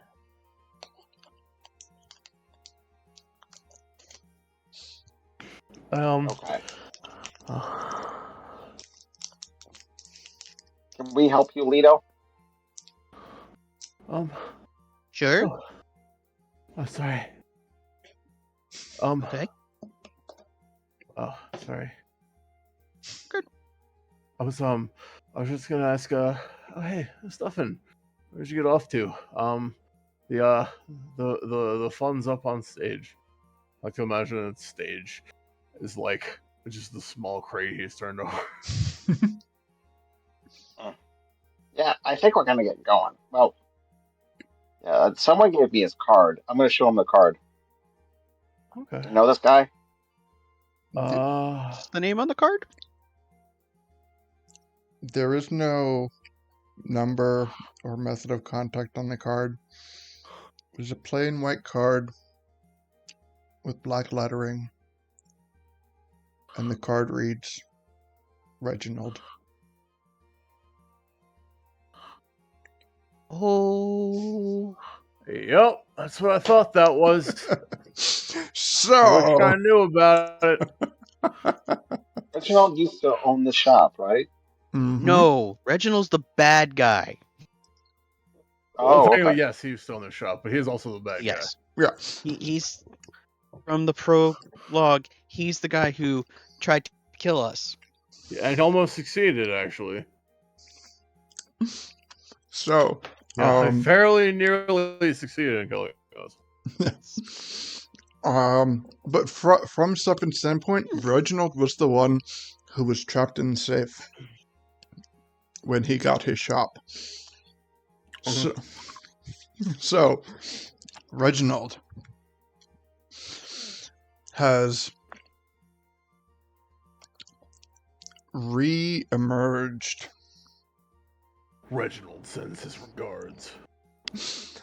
He is, to further explain the interaction now, Reginald is specifically looking for the Bestial Ganon ring. And how this applies to the current campaign is the Bestial campaign is the polar opposite of the ring that Deacon possesses. Deacon possesses a ring with a spirit inside of it that, along with the wooden sword, is what triggers his red foliage transformation. And now we have Reginald, who's once again seeking the bestial ring. And with that, we are that much closer to also finding out the missing item that couples with the bestial Ganon ring. The thing that can keep the ring itself in check as the wooden sword keeps the red ring in check. So yes, we have... Yes. So Leto basically at that moment growls Mm-hmm. and turns into a dire wolf, Mm-hmm. sniffs the card, and goes running after the scent. All right. So you get a definitive smell on this card. You know what it is you are smelling for. You dash out of this out of the jewelry shop, and the smell itself seems to have vanished into thin air. Remember, this is Reginald we're dealing with. And he is back, and he is not ready to confront, but he is ready to get ready to confront. Oof. So, with that being said, I would like to thank everyone for tuning in tonight. I would like to thank everyone for celebrating our 60th episode. I am very happy and excited for that. Again, I know that today was a holiday for most people, and I would like to thank everyone for joining in, taking the time out to be part of this with us.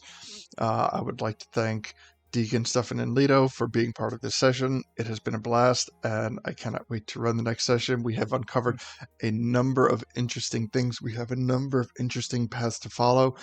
This is not simply... Excuse me. For those who have not picked up on it yet, this is not a simple...